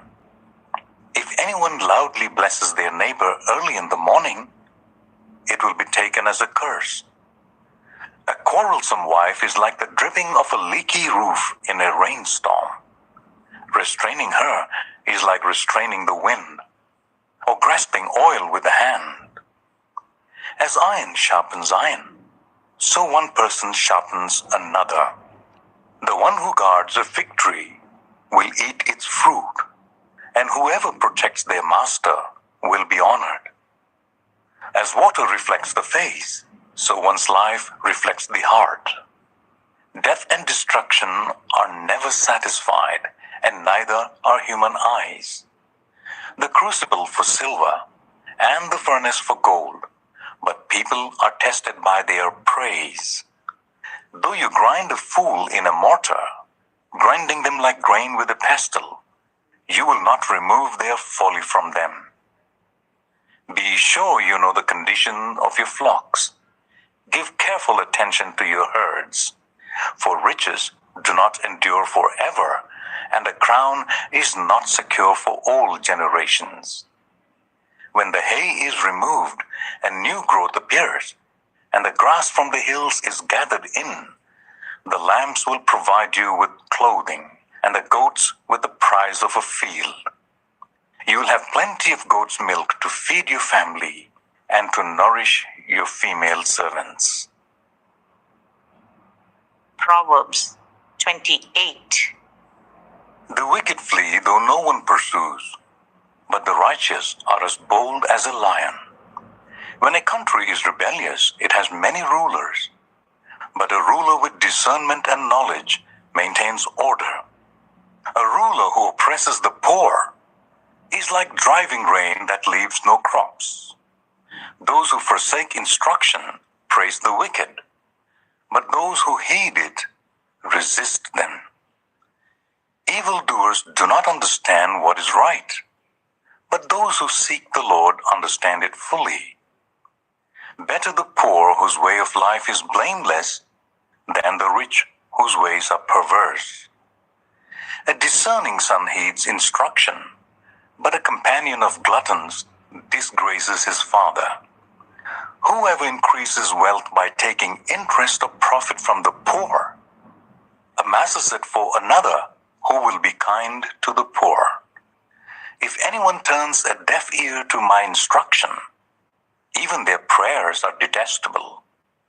Whoever leads the upright along an evil path will fall into their own trap, but the blameless will receive a good inheritance. The rich are wise in their own eyes. One who is poor and discerning sees how deluded they are. When the righteous triumph, there is great elation, but when the wicked rise to power, people go into hiding. Whoever conceals their sins does not prosper, but the one who confesses and renounces them finds mercy. Blessed is the one who always trembles before God, but whoever hardens their heart falls into trouble. Like a roaring lion or a charging bear is a wicked ruler over a helpless people. A tyrannical ruler practices extortion, but one who hates ill-gotten gain will enjoy a long reign. Anyone tormented by guilt of murder will seek refuge in the grave. Let no one hold them back. The one whose way of life is blameless is kept safe, but the one whose ways are perverse will fall into the pit. Those who work their land will have abundant food, but those who chase fantasies will have their fill of poverty. A faithful person will be richly blessed, but one eager to get rich will not go unpunished. To show partiality is not good, yet a person will do wrong for a piece of bread. The stingy are eager to get rich and are unaware that poverty awaits them. Whoever rebukes a person will in the end gain favor rather than the one who has a flattering tongue. Whoever robs their father or mother and says it's not wrong is partner to one who destroys. The greedy stir up conflict, but those who trust in the Lord will prosper. Those who trust in themselves are fools, but those who walk in wisdom are kept safe. Those who give to the poor will lack nothing, but those who close their eyes to them receive many curses. When the wicked rise to power, people go into hiding, but when the wicked perish, the righteous thrive. Proverbs 29. Whoever remains stiff-necked after many rebukes will suddenly be destroyed without remedy. When the righteous thrive, the people rejoice. When the wicked rule, the people groan. A man who loves wisdom brings joy to his father, but a companion of prostitutes squanders his wealth. By justice a king gives a country stability, but those who are greedy for bribes tear it down. Those who flatter their neighbors are spreading nets for their feet. Evildoers are snared by their own sin, but the righteous shout for joy and are glad. The righteous care about justice for the poor, but the wicked have no such concern. Mockers stir up a city, but the wise turn away anger. If a wise person goes to court with a fool, the fool rages and scoffs, and there is no peace. The bloodthirsty hate a person of integrity and seek to kill the upright. Fools give full vent to their rage, but the wise bring calm in the end. If a ruler listens to lies, all his officials become wicked. The poor and the oppressor have this in common. The Lord gives sight to the eyes of both. If a king judges the poor with fairness, his throne will be established forever. A rod and a reprimand impart wisdom, but a child left undisciplined disgraces its mother. When the wicked thrive, so does sin, but the righteous will see their downfall. Discipline your children, and they will give you peace. They will bring you the delights you desire. Where there is no revelation, people cast off restraint, but blessed is the one who heeds wisdom's instruction. Servants cannot be corrected by mere words. Though they understand, they will not respond. Do you see someone who speaks in haste? There is more hope for a fool than for them. A servant pampered from youth will turn out to be insolent. An angry person stirs up conflict, and a hot-tempered person commits many sins. Pride brings a person low, but the lowly in spirit gain honor. The accomplices of a thief are their own enemies. They are put under oath and dare not testify. Fear of man will prove to be a snare, but whoever trusts in the Lord is kept safe. Many seek an audience with a ruler, but it is from the Lord that one gets justice. The righteous detest the dishonest. The wicked detest the upright. Proverbs 30. The sayings of Agur, son of Jacob, an inspired utterance. This man's utterance to Ithiel. I am weary, God, but I can prevail. Surely I am only a brute, not a man. I do not have human understanding. I have not learnt wisdom, nor have I attained to the knowledge of the Holy One. Who has gone up to heaven and come down? Whose hands have gathered up the wind? Who has wrapped up the waters in a cloak? Who has established all the ends of the earth? What is his name, and what is the name of his son? Surely you know. Every word of God is flawless. He is a shield to those who take refuge in him. Do not add to his words, or he will rebuke you and prove you a liar. Do things I ask of you, Lord. Do not refuse me before I die. Keep falsehood and lies far from me. Give me neither poverty nor riches, but give me only my daily bread. Otherwise, I may have too much and disown you and say, Who is the Lord? Or I may become poor and steal and so dishonor the name of my God. Do not slander a servant to their master, or they will curse you, and you will pay for it. There are those who curse their fathers and do not bless their mothers, those who are pure in their own eyes and yet are not cleansed of their filth, those whose eyes are ever so haughty, whose glances are so disdainful, those whose teeth are swords and whose jaws are set with knives, to devour the poor from the earth and the needy from among the human race. The leech has 2 daughters. Give, give, they cry. There are 3 things that are never satisfied, 4 that never say enough: the grave and the barren womb, land which is never satisfied with water, and fire which never says enough. The eye that mocks a father, that scorns an aged mother, will be pecked out by the ravens of the valley, will be eaten by the vultures. There are 3 things that are too amazing for me, 4 that I do not understand. The way of an eagle in the sky, the way of a snake on a rock, the way of a ship on the high seas, and the way of a man with a young woman. This is the way of an adulterous woman. She eats and wipes her mouth and says, I have done nothing wrong. Under 3 things the earth trembles. Under 4 it cannot bear up. A servant who becomes king. A godless fool who gets plenty to eat. A contemptible woman who gets married. And a servant who displaces her mistress. 4 things on earth are small, yet they are extremely wise. Ants are creatures of little strength, yet they store up their food in the summer. Hyraxes are creatures of little power, yet they make their home in the crags. Locusts have no king, yet they advance together in ranks. A lizard can be caught with the hand, yet it is found in kings' palaces. There are 3 things that are stately in their stride, 4 that move with stately bearing. A lion, mighty among beasts, who retreats before nothing. A strutting cock, a he-goat, and a king secure against revolt. If you play the fool and exalt yourself, or if you plan evil, clap your hand over your mouth.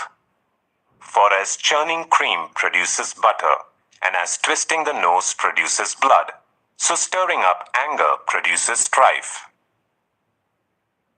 Proverbs 31.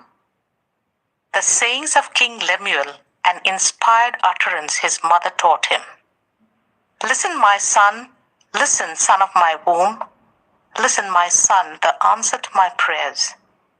Do not spend your strength on women, your vigor on those who ruin kings.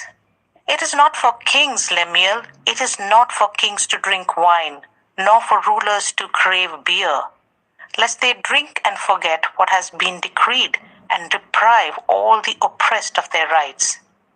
Let beer be for those who are perishing, wine for those who are in anguish. Let them drink and forget their poverty, and remember their misery no more. Speak up for those who cannot speak for themselves, for the rights of all who are destitute. Speak up and judge fairly. Defend the rights of the poor and the needy. A wife of noble character who can find? She is worth far more than rubies. Her husband has full confidence in her and lacks nothing of value. She brings him good, not harm, all the days of her life. She selects wool and flax and works with eager hands. She is like the merchant ships bringing her food from afar. She gets up while it is still night. She provides food for her family and portions for her female servants. She considers a field and buys it. Out of the earnings she plants a vineyard. She sets about her work vigorously. Her arms are strong for her tasks. She sees that her trading is profitable, and her lamp does not go out at night. In her hand she holds the distaff and grasps the spindle with her fingers.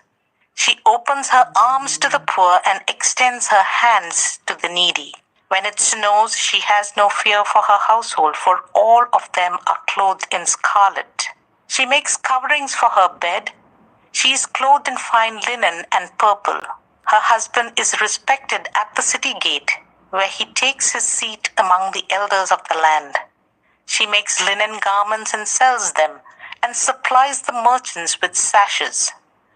She is clothed with strength and dignity. She can laugh at the days to come. She speaks with wisdom, and faithful instruction is on her tongue. She watches over the affairs of her household and does not eat the bread of idleness. Her children arise and call her blessed, her husband also, and he praises her. Many women do noble things, but you surpass them all. Charm is deceptive and beauty is fleeting, but a woman who fears the Lord is to be praised. Honor her for all that her hands have done, and let her works bring her praise at the city gate. The Book of Ecclesiastes, Chapter 1. The words of the teacher, son of David, king of Jerusalem. Meaningless, meaningless, says the teacher. Utterly meaningless. Everything is meaningless.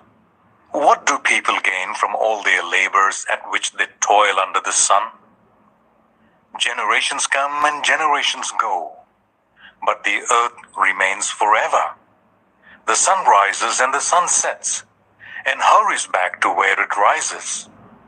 The wind blows to the south and turns to the north.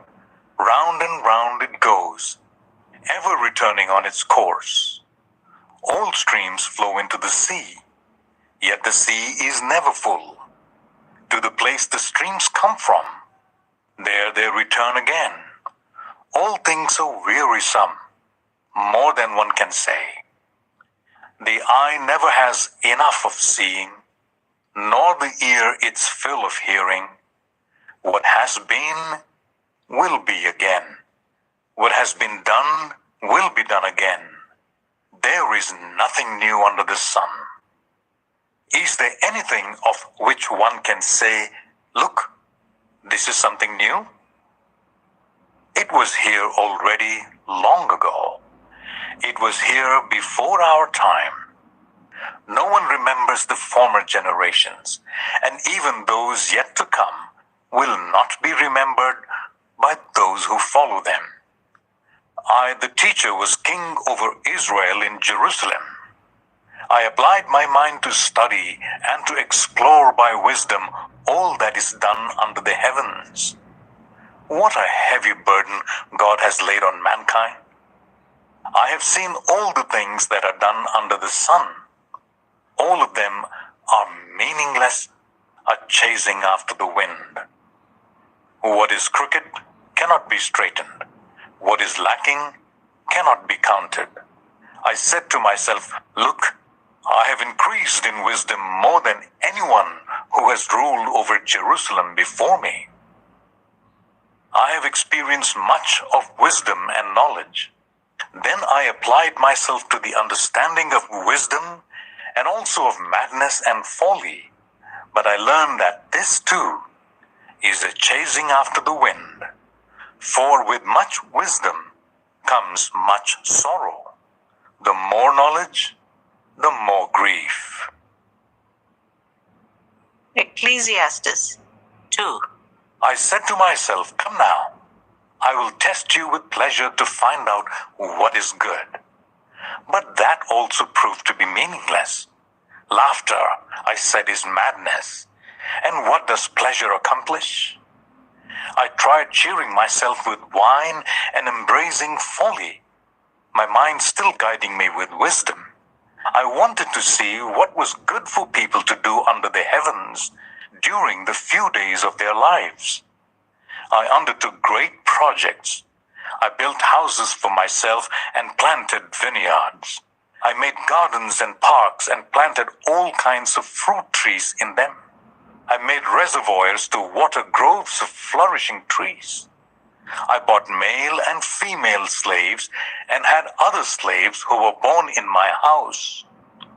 I also owned more herds and flocks than anyone in Jerusalem before me. I amassed silver and gold for myself and the treasures of kings and provinces. I acquired male and female singers, a harem as well, the delights of a man's heart. I became greater by far than anyone in Jerusalem before me. In all this, my wisdom stayed with me. I denied myself nothing my eyes desired. I refused my heart no pleasure. My heart took delight in all my labor, and this was the reward for all my toil. Yet, when I surveyed all that my hands had done, and what I had toiled to achieve, everything was meaningless, a chasing after the wind. Nothing was gained under the sun. Then I turned my thoughts to consider wisdom and also madness and folly. What more can the king's successor do than what has already been done? I saw that wisdom is better than folly, just as light is better than darkness. The wise have eyes in their heads, while the fool walks in the darkness. But I came to realize that the same fate overtakes them both. Then I said to myself, the fate of the fool will overtake me also. What then do I gain by being wise? I said to myself, this too is meaningless. For the wise, like the fool, will not be long remembered. The days have already come when both have been forgotten. Like the fool, the wise too must die. So I hated life, because the work that is done under the sun was grievous to me. All of it is meaningless, a chasing after the wind. I hated all the things I had toiled for under the sun, because I must leave them to the one who comes after me. And who knows whether the person will be wise or foolish? Yet they will have control over all the fruit of my toil, into which I have poured my effort and skill under the sun. This too is meaningless. So my heart began to despair over all my toilsome labor under the sun. For a person may labor with wisdom, knowledge, and skill, and then they must leave all they own to another who has not toiled for it.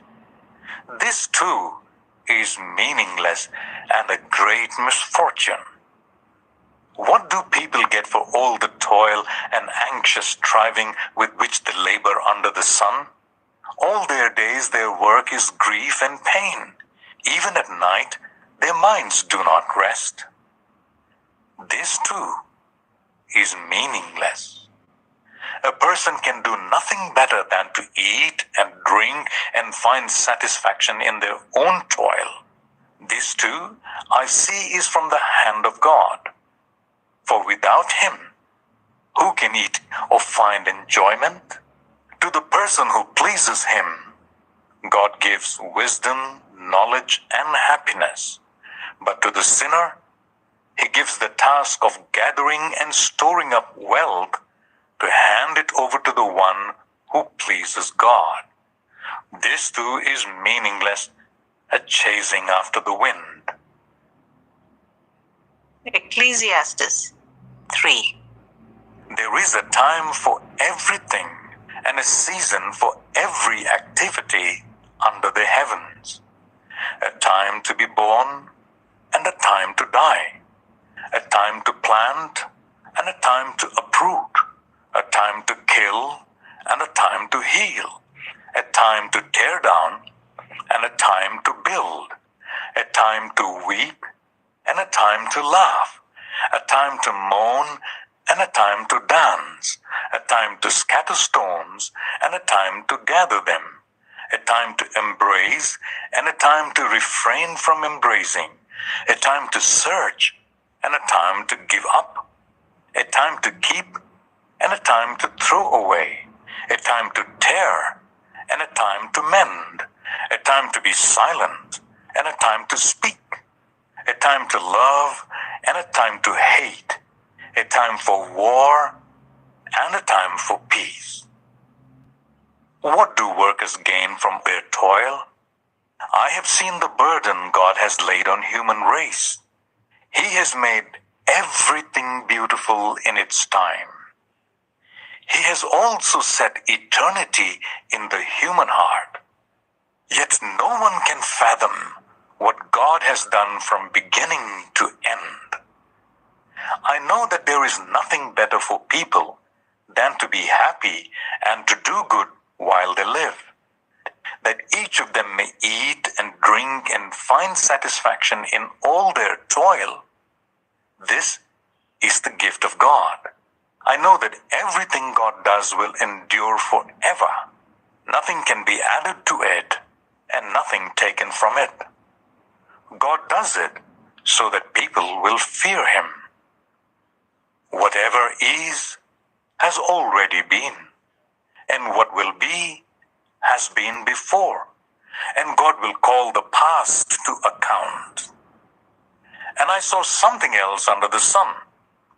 In the place of judgment, wickedness was there. In the place of justice, wickedness was there. I said to myself, God will bring into judgment both the righteous and the wicked, for there will be a time for every activity, a time to judge every deed. I also said to myself, as for humans, God tests them so that they may see that they are like the animals. Surely, the fate of human beings is like that of the animals. The same fate awaits them both. As one dies, so dies the other. All have the same breath. Humans have no advantage over animals. Everything is meaningless. All go to the same place. All come from dust, and to dust all return. Who knows if the human spirit rises upward and if the spirit of the animal goes down into the earth? So I saw that there is nothing better for a person than to enjoy their work, because that is their lot. For who can bring them to see what will happen after them? Ecclesiastes 4. Again I looked and saw all the oppression that was taking place under the sun. I saw the tears of the oppressed, and they have no comforter. Power was on the side of the oppressors, and they have no comforter. And I declared that the dead who have already died are happier than the living who are still alive. But better than both is the one who has never been born, who has not seen the evil that is done under the sun. And I saw that all toil and all achievement spring from one person's envy of another. This too is meaningless, a chasing after the wind. Fools fold their hands and ruin themselves. Better one handful with tranquility than two hands full with toil and chasing after the wind. Again, I saw something meaningless under the sun. There was a man all alone. He had neither a son nor brother. There was no end to his toil, yet his eyes were not content with his wealth. For whom am I toiling, he asked, and why am I depriving myself of enjoyment? This too is meaningless, a miserable business. Two are better than one, because they have a good return for their labor. If either of them falls down, one can help the other up. But pity anyone who falls and has no one to help them up.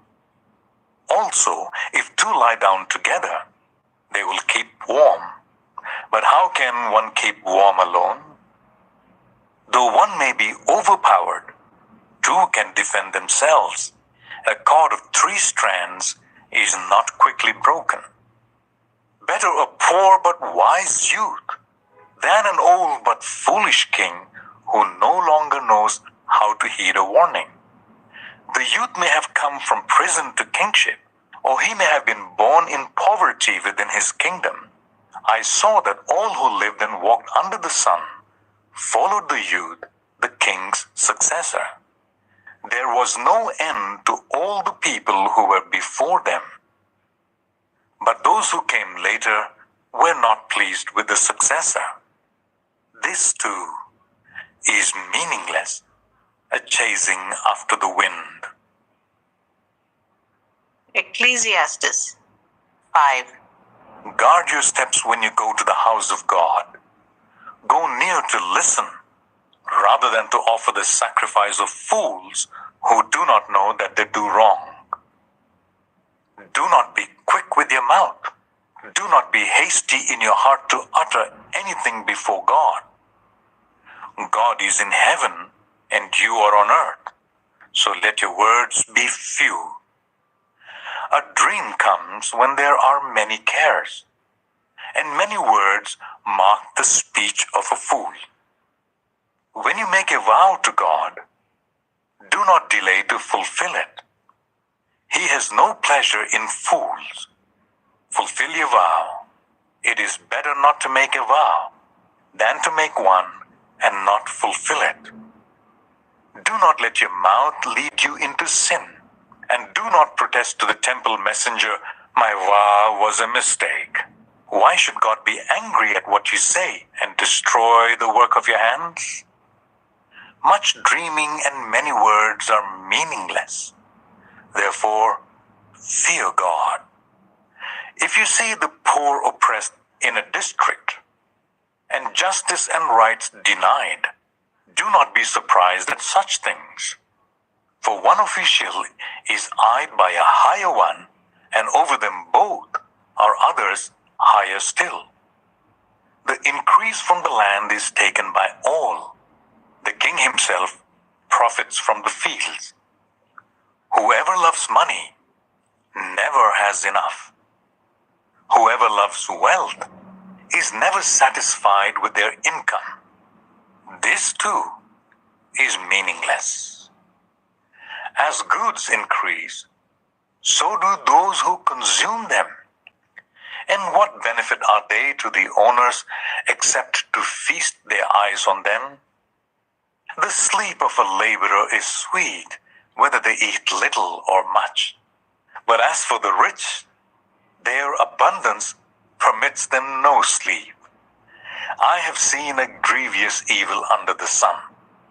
Wealth hoarded to the harm of its owners, or wealth lost through some misfortune, so that when they have children, there is nothing left for them to inherit. Everyone comes naked from their mother's womb, and as everyone comes, so they depart. They take nothing from their toil that they can carry in their hands. This too is a grievous evil. As everyone comes, so they depart. And what do they gain since they toil for the wind? All their days they eat in darkness with great frustration, affliction, and anger. This is what I have observed to be good, that it is appropriate for a person to eat, to drink, and to find satisfaction in their toilsome labor under the sun during the few days of life God has given them, for this is their lot. Moreover, when God gives someone wealth and possessions and the ability to enjoy them, to accept their lot and be happy in their toil, this is a gift of God. They seldom reflect on the days of their life, because God keeps them occupied with gladness of heart. Ecclesiastes 6. I have seen another evil under the sun, and it weighs heavily on mankind. God gives some people wealth, possessions, and honor, so that they lack nothing their heart desires. But God does not grant them the ability to enjoy them, and strangers enjoy them instead. This is meaningless, a grievous evil. A man may have 100 children and live many years, yet no matter how long he lives, if he cannot enjoy his prosperity and does not receive proper burial, I say that a stillborn child is better off than he. It comes without meaning, it departs in darkness, and in darkness its name is shrouded. Though it never saw the sun or knew anything, it has more rest than does that man, even if he lives 1,000 years twice over, but fails to enjoy his prosperity. Do not all go to the same place? Everyone's toil is for their mouth, yet their appetite is never satisfied. What advantage have the wise over the fools? What do the poor gain by knowing how to conduct themselves before others? Better what the eye sees than the roving of the appetite. This too is meaningless, a chasing after the wind. Whatever exists has already been named, and what humanity is has been known. No one can contend with someone who is stronger. the more the words, the less the meaning. And how does that profit anyone? For who knows what is good for a person in life during the few and meaningless days they pass through like a shadow? Who can tell them what will happen under the sun after they are gone? Ecclesiastes 7. A good name is better than fine perfume, and the day of death better than the day of birth. It is better to go to a house of mourning than to go to a house of feasting. For death is the destiny of everyone. The living should take this to heart. Frustration is better than laughter, because a sad face is good for the heart. The heart of the wise is in the house of mourning, but the heart of the fools is in the house of pleasure. It is better to heed the rebuke of a wise person than to listen to the song of fools. Like the crackling of thorns under the pot, so is the laughter of fools. This too is meaningless. Extortion turns a wise person into a fool, and a bribe corrupts the heart. The end of a matter is better than its beginning, and patience is better than pride. Do not be quickly provoked in your spirit, for anger resides in the lap of fools. Do not say, "Why were the old days better than these?" For it is not wise to ask such questions. Wisdom, like an inheritance, is a good thing, and benefits those who see the sun. Wisdom is a shelter, as money is a shelter. But the advantage of knowledge is this: wisdom preserves those who have it. Consider what God has done. Who can straighten what He has made crooked? When times are good, be happy. But when times are bad, consider this: God has made the one as well as the other. Therefore, no one can discover anything about their future. In this meaningless life of mine, I have seen both of these: the righteous perishing in their righteousness, and the wicked living long in their wickedness. Do not be over-righteous, neither be over-wise. Why destroy yourself? Do not be over-wicked, and do not be a fool. Why die before your time? It is good to grasp the one and not let go of the other. Whoever fears God will avoid all extremes. Wisdom makes one wise person more powerful than 10 rulers in a city. Indeed, there is no one on earth who is righteous, no one who does what is right and never sins. Do not pay attention to every word people say, or you may hear your servant cursing you. For you know in your heart that many times you yourself have cursed others. All this I tested by wisdom, and I said, I am determined to be wise, but this was beyond me. Whatever exists is far off and most profound. Who can discover it? So I turned my mind to understand, to investigate and to search out wisdom and the scheme of things, and to understand the stupidity of wickedness and the madness of folly. I find more bitter than death the woman who is a snare, whose heart is a trap, and whose hands are chains. The man who pleases God will escape her, but the sinner she will ensnare. Look, says the teacher, this is what I have discovered. Adding one thing to another to discover the scheme of things, while I was still searching, but not finding. I found one upright man among 1,000, but not one upright woman among them all. This only have I found: God created mankind upright, but they have gone in search of many schemes. Ecclesiastes 8. Who is like the wise? Who knows the explanation of things? A person's wisdom brightens their face and changes its hard appearance. Obey the king's command, I say, because you took an oath before God. Do not be in a hurry to leave the king's presence.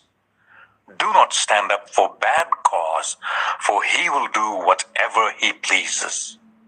Since the king's word is supreme, who can say to him, "What are you doing?" Whoever obeys his command will come to no harm, and the wise heart will know the proper time and procedure. For there is a proper time and procedure for every matter, though a person may be weighed down by misery. Since no one knows the future, who can tell someone else what is to come? As no one has power over the wind to contain it, so no one has power over the time of their death. As no one is discharged in time of war, so wickedness will not release those who practice it. All this I saw as I applied my mind to everything done under the sun. There is a time when a man lords it over others to his own hurt. Then too, I saw the wicked buried, those who used to come and go from the holy place and receive praise in the city where they did this. This too is meaningless. When the sentence for a crime is not quickly carried out, people's hearts are filled with schemes to do wrong. Although a wicked person who commits 100 crimes may live a long time, I know that it will go better with those who fear God, who are reverent before Him. Yet because the wicked do not fear God, it will not go well with them, and their days will not lengthen like a shadow. There is something else meaningless that occurs on earth. The righteous who get what the wicked deserve, and the wicked who get what the righteous deserve. This too, I say, is meaningless. So I commend the enjoyment of life, because there is nothing better for a person under the sun than to eat and drink and be glad.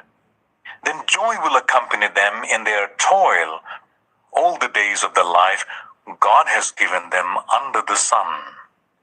When I applied my mind to know wisdom and to observe the labor that is done on earth, people getting no sleep day or night, then I saw all that God has done. No one can comprehend what goes on under the sun. Despite all their efforts to search it out, no one can discover its meaning. Even if the wise claim they know, they cannot really comprehend it. Ecclesiastes 9.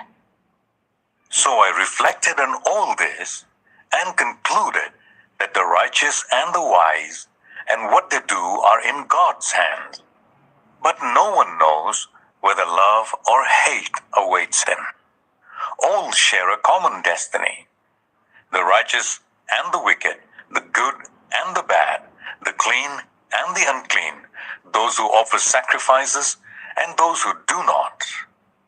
As it is with the good, so with the sinful. As it is with those who take oaths, so with those who are afraid to take them. This is the evil in everything that happens under the sun. The same destiny overtakes all. The hearts of people, moreover, are full of evil, and there is madness in their hearts while they live. And afterwards, they join the dead. Anyone who is among the living has hope. Even a live dog is better off than a dead lion. For the living know that they will die, but the dead know nothing. They have no further reward, and even their name is forgotten. Their love, their hate, and their jealousy have long since vanished. Never again will they have a part in anything that happens under the sun. Go, eat your food with gladness, and drink your wine with a joyful heart, for God has already approved what you do. Always be clothed in white, and always anoint your head with oil.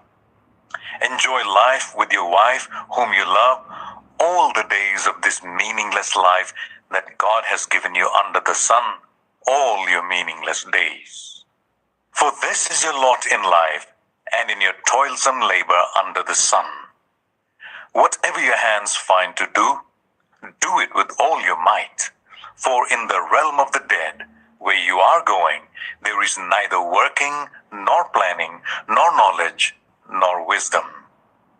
I have seen something else under the sun.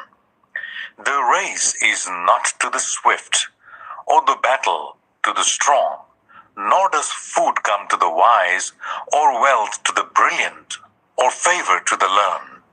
But time and chance happen to them all. Moreover, no one knows when their hour will come. As fish are caught in a cruel net, or birds are taken in a snare, so people are trapped by evil times that fall unexpectedly upon them. I also saw under the sun this example of wisdom that greatly impressed me. There was once a small city with only a few people in it, and a powerful king came against it, surrounded it, and built huge siege works against it. Now there lived in that city a man poor but wise, and he saved the city by his wisdom.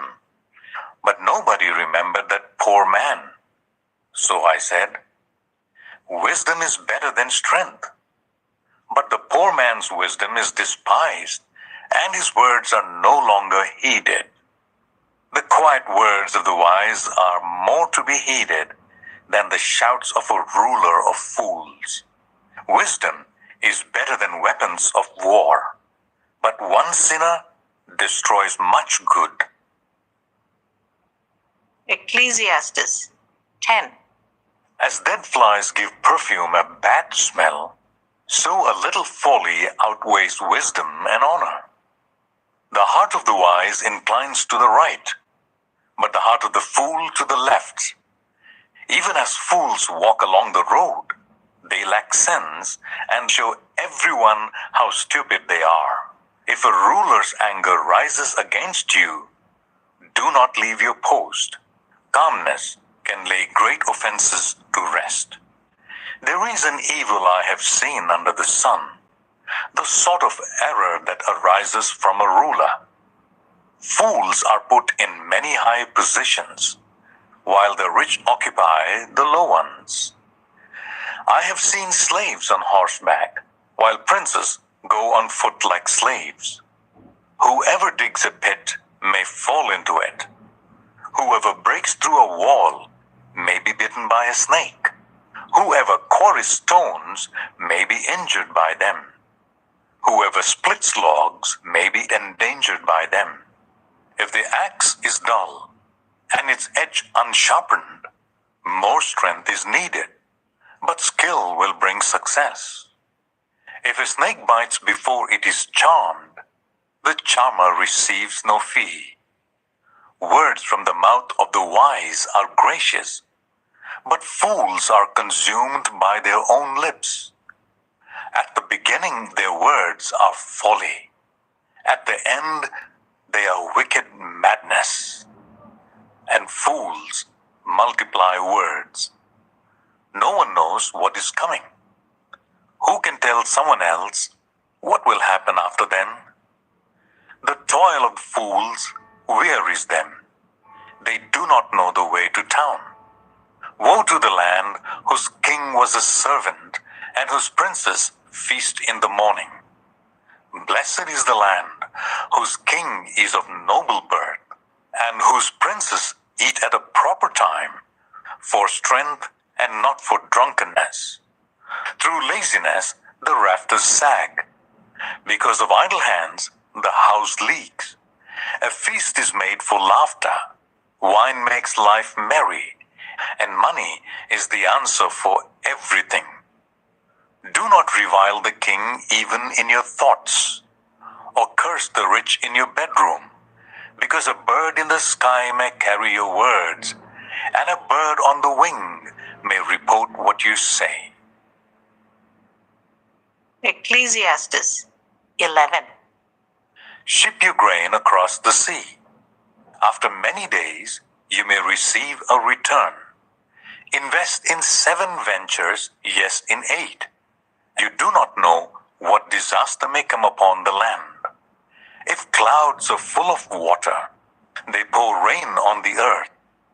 Whether a tree falls to the south or to the north, in the place where it falls, there it will lie. Whoever watches the wind will not plant. Whoever looks at the clouds will not reap. As you do not know the path of the wind, or how the body is formed in a mother's womb, so you cannot understand the work of God, the maker of all things. Sow your seed in the morning, and at evening let your hands not be idle, for you do not know which will succeed, whether this or that, or whether both will do equally well. Light is sweet, and it pleases the eyes to see the sun. However many years anyone may live, let them enjoy them all. But let them remember the days of darkness, for there will be many. Everything to come is meaningless. You who are young, be happy while you are young, and let your heart give you joy in the days of your youth. Follow the ways of your heart and whatever your eyes see, but know that for all these things God will bring you into judgment. So then, banish anxiety from your heart and cast off the troubles of your body, for youth and vigor are meaningless. Ecclesiastes 12. Remember your Creator in the days of your youth, before the days of trouble come, and the years approach when you will say, I find no pleasure in them. Before the sun and the light, and the moon and the stars grow dark, and the clouds return after the rain. When the keepers of the house tremble, and the strong man stoop, when the grinders cease because they are few, and those looking through the windows grow dim, when the doors to the street are closed, and the sound of grinding fades, when people rise up at the sound of birds, but all their songs grow faint, when people are afraid of heights and of dangers in the streets, when the almond tree blossoms and the grasshopper drags itself along and desire no longer is stirred, then people go to their eternal home and mourners go about the streets. Remember him before the silver cord is severed and the golden bowl is broken, before the pitcher is shattered at the spring and the wheel broken at the well, and the dust returns to the ground it came from, and the spirit returns to God who gave it.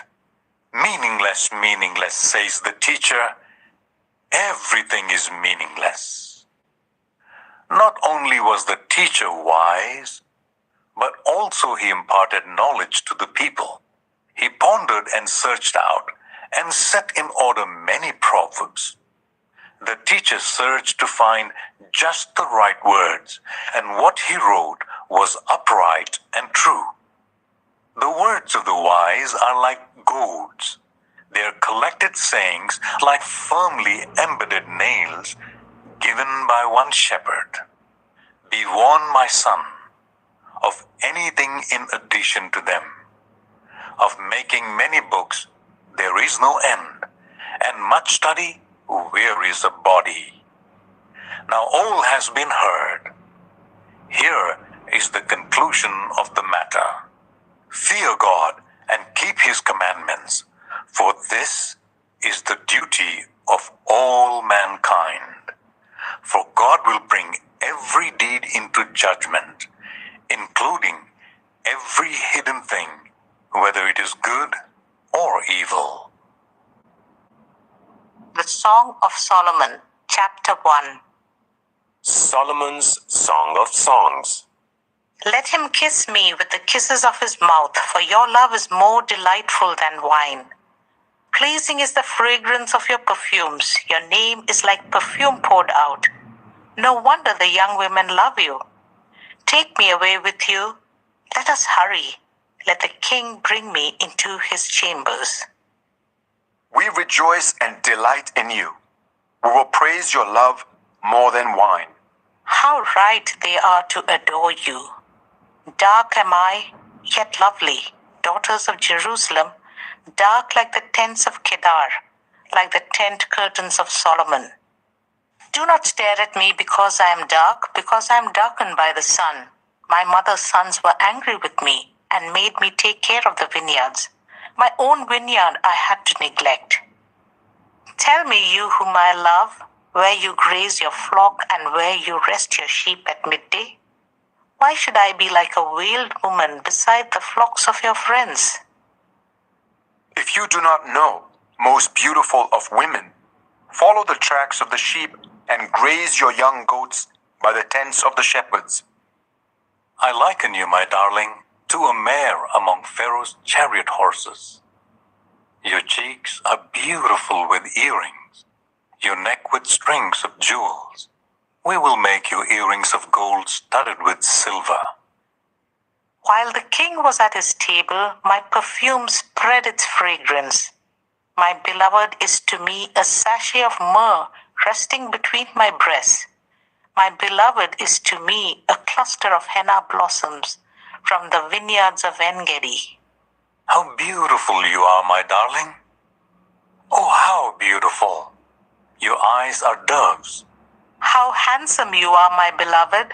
Oh, how charming, and our bed is verdant. The beams of our house are cedars. Our rafters are firs.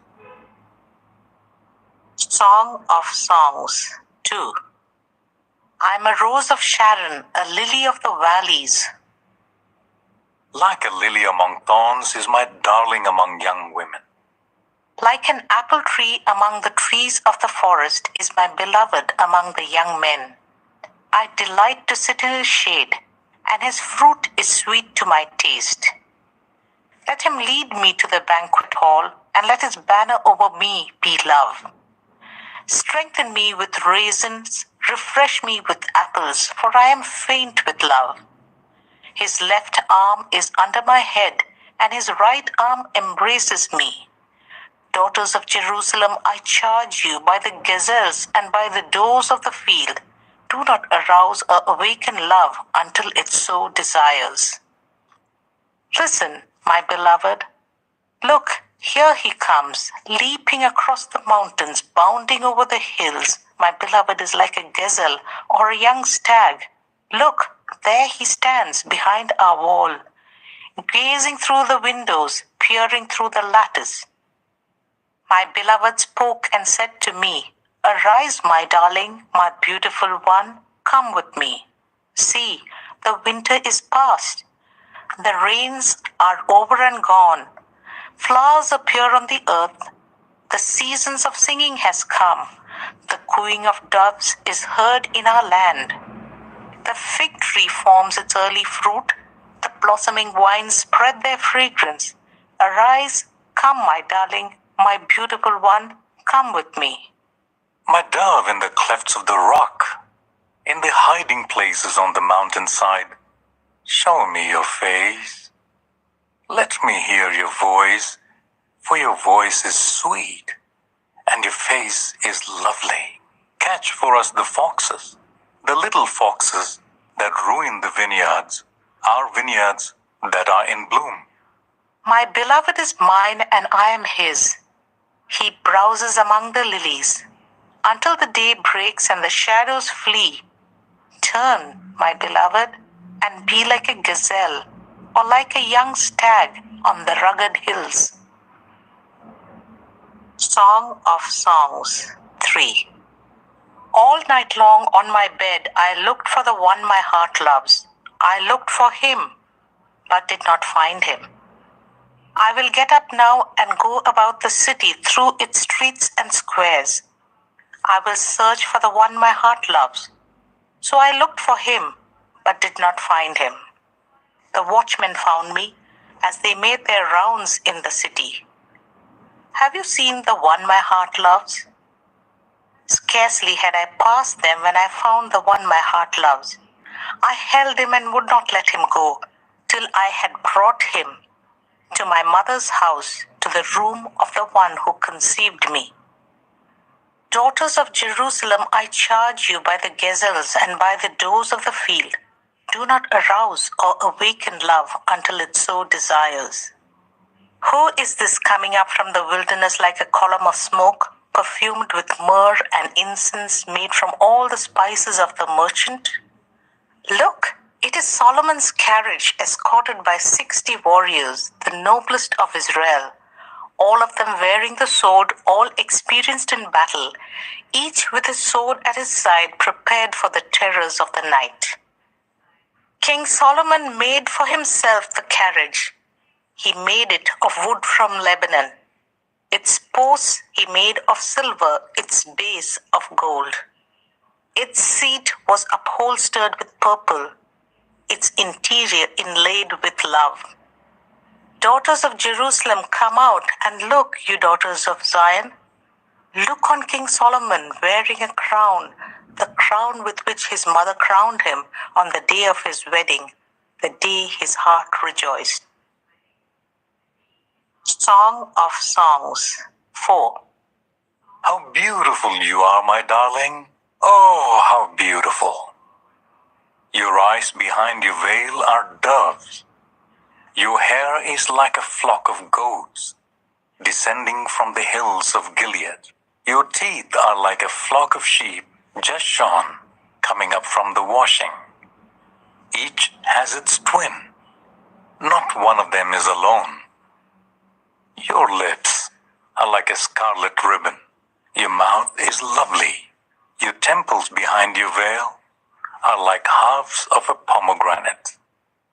Your neck is like the Tower of David, built with courses of stone.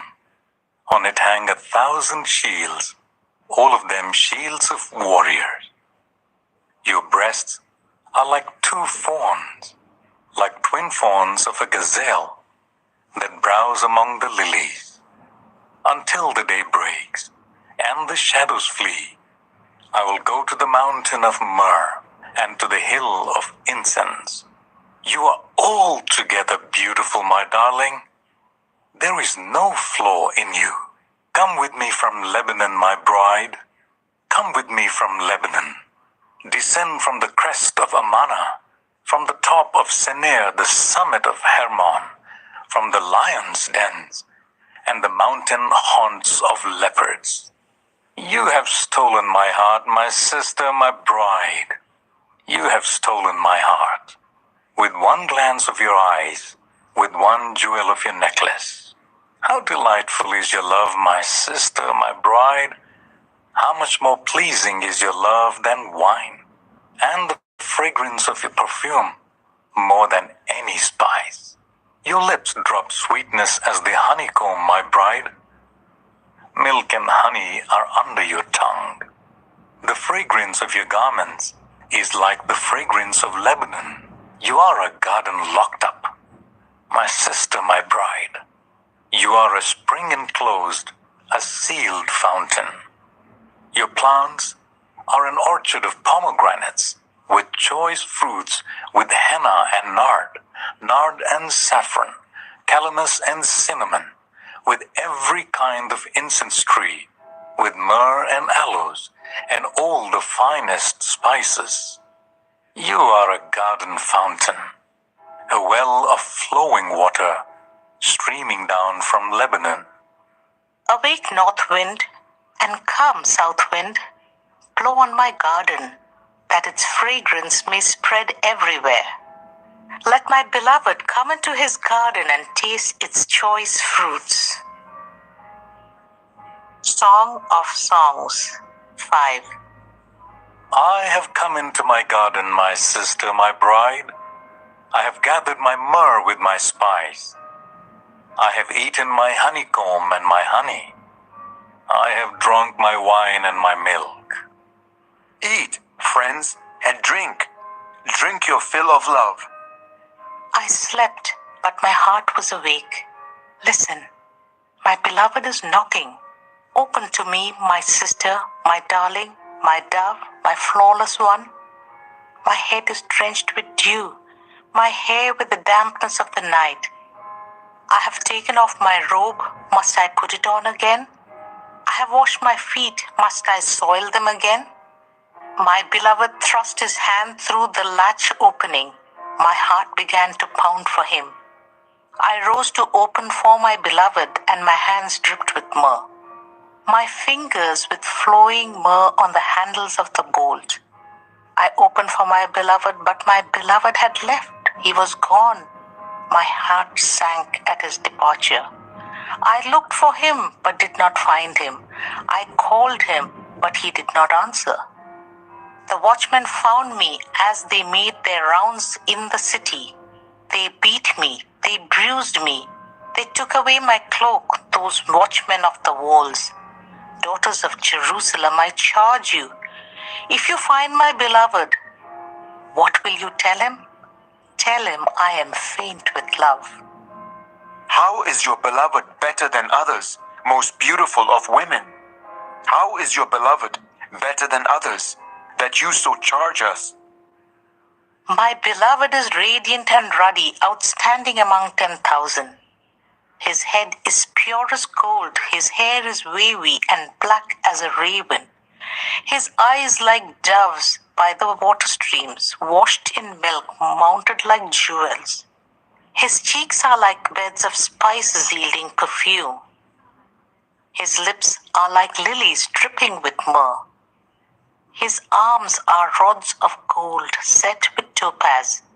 His body is like polished ivory decorated with lapis lazuli. His legs are pillars of marble set in bases of pure gold. His appearance is like Lebanon, choice as its cedars. His mouth is sweetness itself. He is altogether lovely. This is my beloved. This is my friend, daughters of Jerusalem. Song of Songs 6. Where has your beloved gone, most beautiful of women? Which way did your beloved turn, that we may look for him with you? My beloved has gone down to his garden, to the beds of spices, to browse in the gardens, and to gather lilies. I am my beloved's, and my beloved is mine. He browses among the lilies. You are as beautiful as Tirzah, my darling, as lovely as Jerusalem, as majestic as troops with banners. Turn your eyes from me, they overwhelm me. Your hair is like a flock of goats descending from Gilead. Your teeth are like a flock of sheep coming up from the washing. Each has its twin, not one of them is missing. Your temples behind your veil are like the halves of a pomegranate. 60 queens there may be, and 80 concubines, and virgins beyond number. But my dove, my perfect one, is unique, the only daughter of a mother, the favorite of the one who bore her. The young women saw her and called her blessed. The queens and the concubines praised her. Who is this that appears like the dawn, fair as the moon, bright as the sun, majestic as the stars in procession? I went down to the groves of nut trees to look at new growth in the valley, to see if the vines had budded or the pomegranates were in bloom. Before I realized it, my desire set me among the royal chariots of my people. Come back, O Shulamite, come back, that we may gaze on you. Why would you gaze on the Shulamite as on the dance of Mahanaim? Song of Songs 7. How beautiful are your sandaled feet, O princess daughter! Your graceful legs are like jewels, the work of an artist's hands. Your navel is a rounded goblet that never lacks blended wine. Your waist is a mound of wheat encircled by lilies. Your breasts are like two fawns, like twin fawns of a gazelle. Your neck is like an ivory tower. Your eyes are pools of Heshbon by the gate of Bat Rabim. Your nose is like the tower of Lebanon, looking towards Damascus. Your head crowns you like Mount Carmel. Your hair is like royal tapestry. The king is held captive by its tresses. How beautiful you are, and how pleasing, my love, with your delights. Your stature is like that of a palm, and your breasts like clusters of fruit. I said, I will climb the palm tree. I'll take hold of its fruit. May your breasts be like clusters of grapes on the vine, and the fragrance of your breath like apples, and your mouth like the best wine. May the wine go straight to my beloved, flowing gently over lips and teeth. I belong to my beloved, and his desire is for me. Come, my beloved, let us go to the countryside. Let us spend the night in the villages. Let us go early to the vineyards to see if the vines have budded, if their blossoms have opened, and if the pomegranates are in bloom. There I will give you my love. The mandrakes send out their fragrance, and at our door is every delicacy, both new and old, that I have stored up for you, my beloved. Song of Songs 8. If only you were to me like a brother who was nursed at my mother's breast, then if I found you outside, I would kiss you, and no one would despise me. I would lead you and bring you to my mother's house, she who has taught me. I would give you spiced wine to drink, the nectar of my pomegranates. His left arm is under my head, and his right arm embraces me. Daughters of Jerusalem, I charge you, do not arouse or awaken love until it so desires. Who is this coming up from the wilderness, leaning on her beloved? Under the apple tree I roused you. There your mother conceived you. There she who was in labor gave you birth. Place me like a seal over your heart, like a seal on your arm, for love is as strong as death, its jealousy unyielding as the grave. It burns like blazing fire, like a mighty flame. Many waters cannot quench love. Rivers cannot sweep it away. If one were to give all the wealth of one's house for love, it would be utterly scorned. We have a little sister, and her breasts are not yet grown. What shall we do for our sister on the day she is spoken for? If she is a wall, we will build towers of silver on her. If she is a door, we will enclose her with panels of cedar. I am a wall, and my breasts are like towers. Thus I have become in his eyes like one bringing contentment. Solomon had a vineyard in Baal-Hamon. He let out his vineyard to tenants. Each was to bring for its fruit 1,000 shekels of silver. But my own vineyard is mine to give. The 1,000 shekels are for you, Solomon, and 200 are for those who tend its fruit. You who dwell in the gardens with friends in attendance, let me hear your voice. Come away, my beloved, and be like a gazelle or like a young stag on the spice-laden mountains. The book of Isaiah, chapter 1.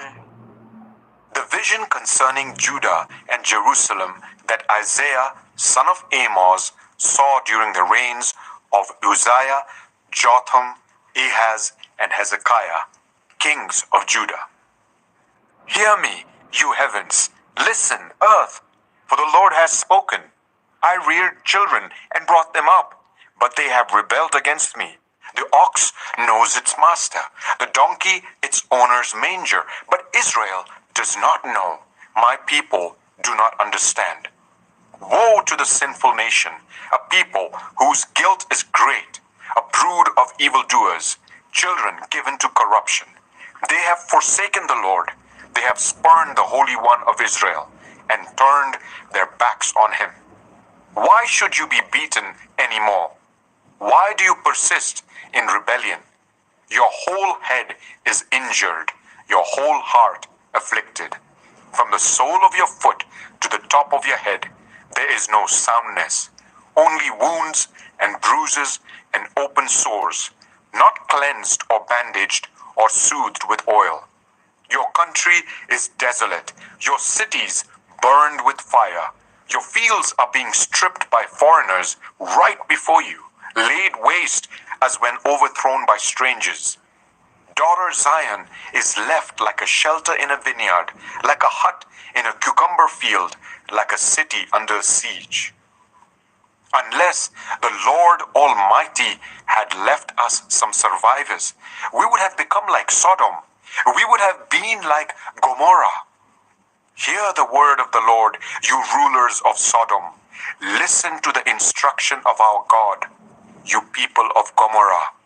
The multitude of your sacrifices, what are they to me, says the Lord? I have more than enough of burnt offerings, of rams, and the fat of fattened animals. I have no pleasure in the blood of bulls and lambs and goats. When you come to appear before me, who has asked this of you, this trampling of my courts? Stop bringing meaningless offerings. Your incense is detestable to me. New moons, Sabbaths, and convocations. I cannot bear your worthless assemblies. Your new moon feasts and your appointed festivals I hate with all my being. They have become a burden to me. I'm weary of bearing them. When you spread out your hands in prayer, I hide my eyes from you. Even when you offer many prayers, I'm not listening. Your hands are full of blood. Wash and make yourselves clean. Take your evil deeds out of my sight. Stop doing wrong. Learn to do right. Seek justice. Defend the oppressed. Take up the cause of the fatherless. Plead the case of the widow. Come now, let us settle the matter, says the Lord. Though your sins are like scarlet, they shall be as white as snow. Though they are red as crimson, they shall be like wool. If you are willing and obedient, you will eat the good things of the land. But if you resist and rebel, you will be devoured by the sword, for the mouth of the Lord has spoken. See how the faithful city has become a prostitute. She once was full of justice, righteousness used to dwell in her. But now, murderers, your silver has become dross. Your choice wine is diluted with water. Your rulers are rebels, partners with thieves. They all love bribes and chase after gifts. They do not defend the cause of the fatherless. The widow's case does not come before them. Therefore, the Lord Almighty, the mighty one of Israel declares, I will vent my wrath on my foes and avenge myself on my enemies. I will turn my hand against you.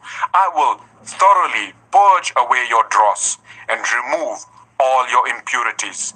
I will restore your leaders as in days of old, your rulers as at the beginning. Afterwards, you will be called the city of righteousness, the faithful city. Zion will be delivered with justice, her penitent ones with righteousness. But rebels and sinners will both be broken, and those who forsake the Lord perish. You will be ashamed because of the sacred oaks in which you have delighted. You will be disgraced because of the gardens that you have chosen. You will be like an oak with fading leaves, like a garden without water. The mighty man will become tinder, and his work a spark. Both will burn together, with no one to quench the fire. Isaiah 2. This is what Isaiah, son of Amos, saw concerning Judah and Jerusalem. In the last days, the mountain of the Lord's temple will be established as the highest of the mountains. It will be exalted above the hills, and all nations will stream to it.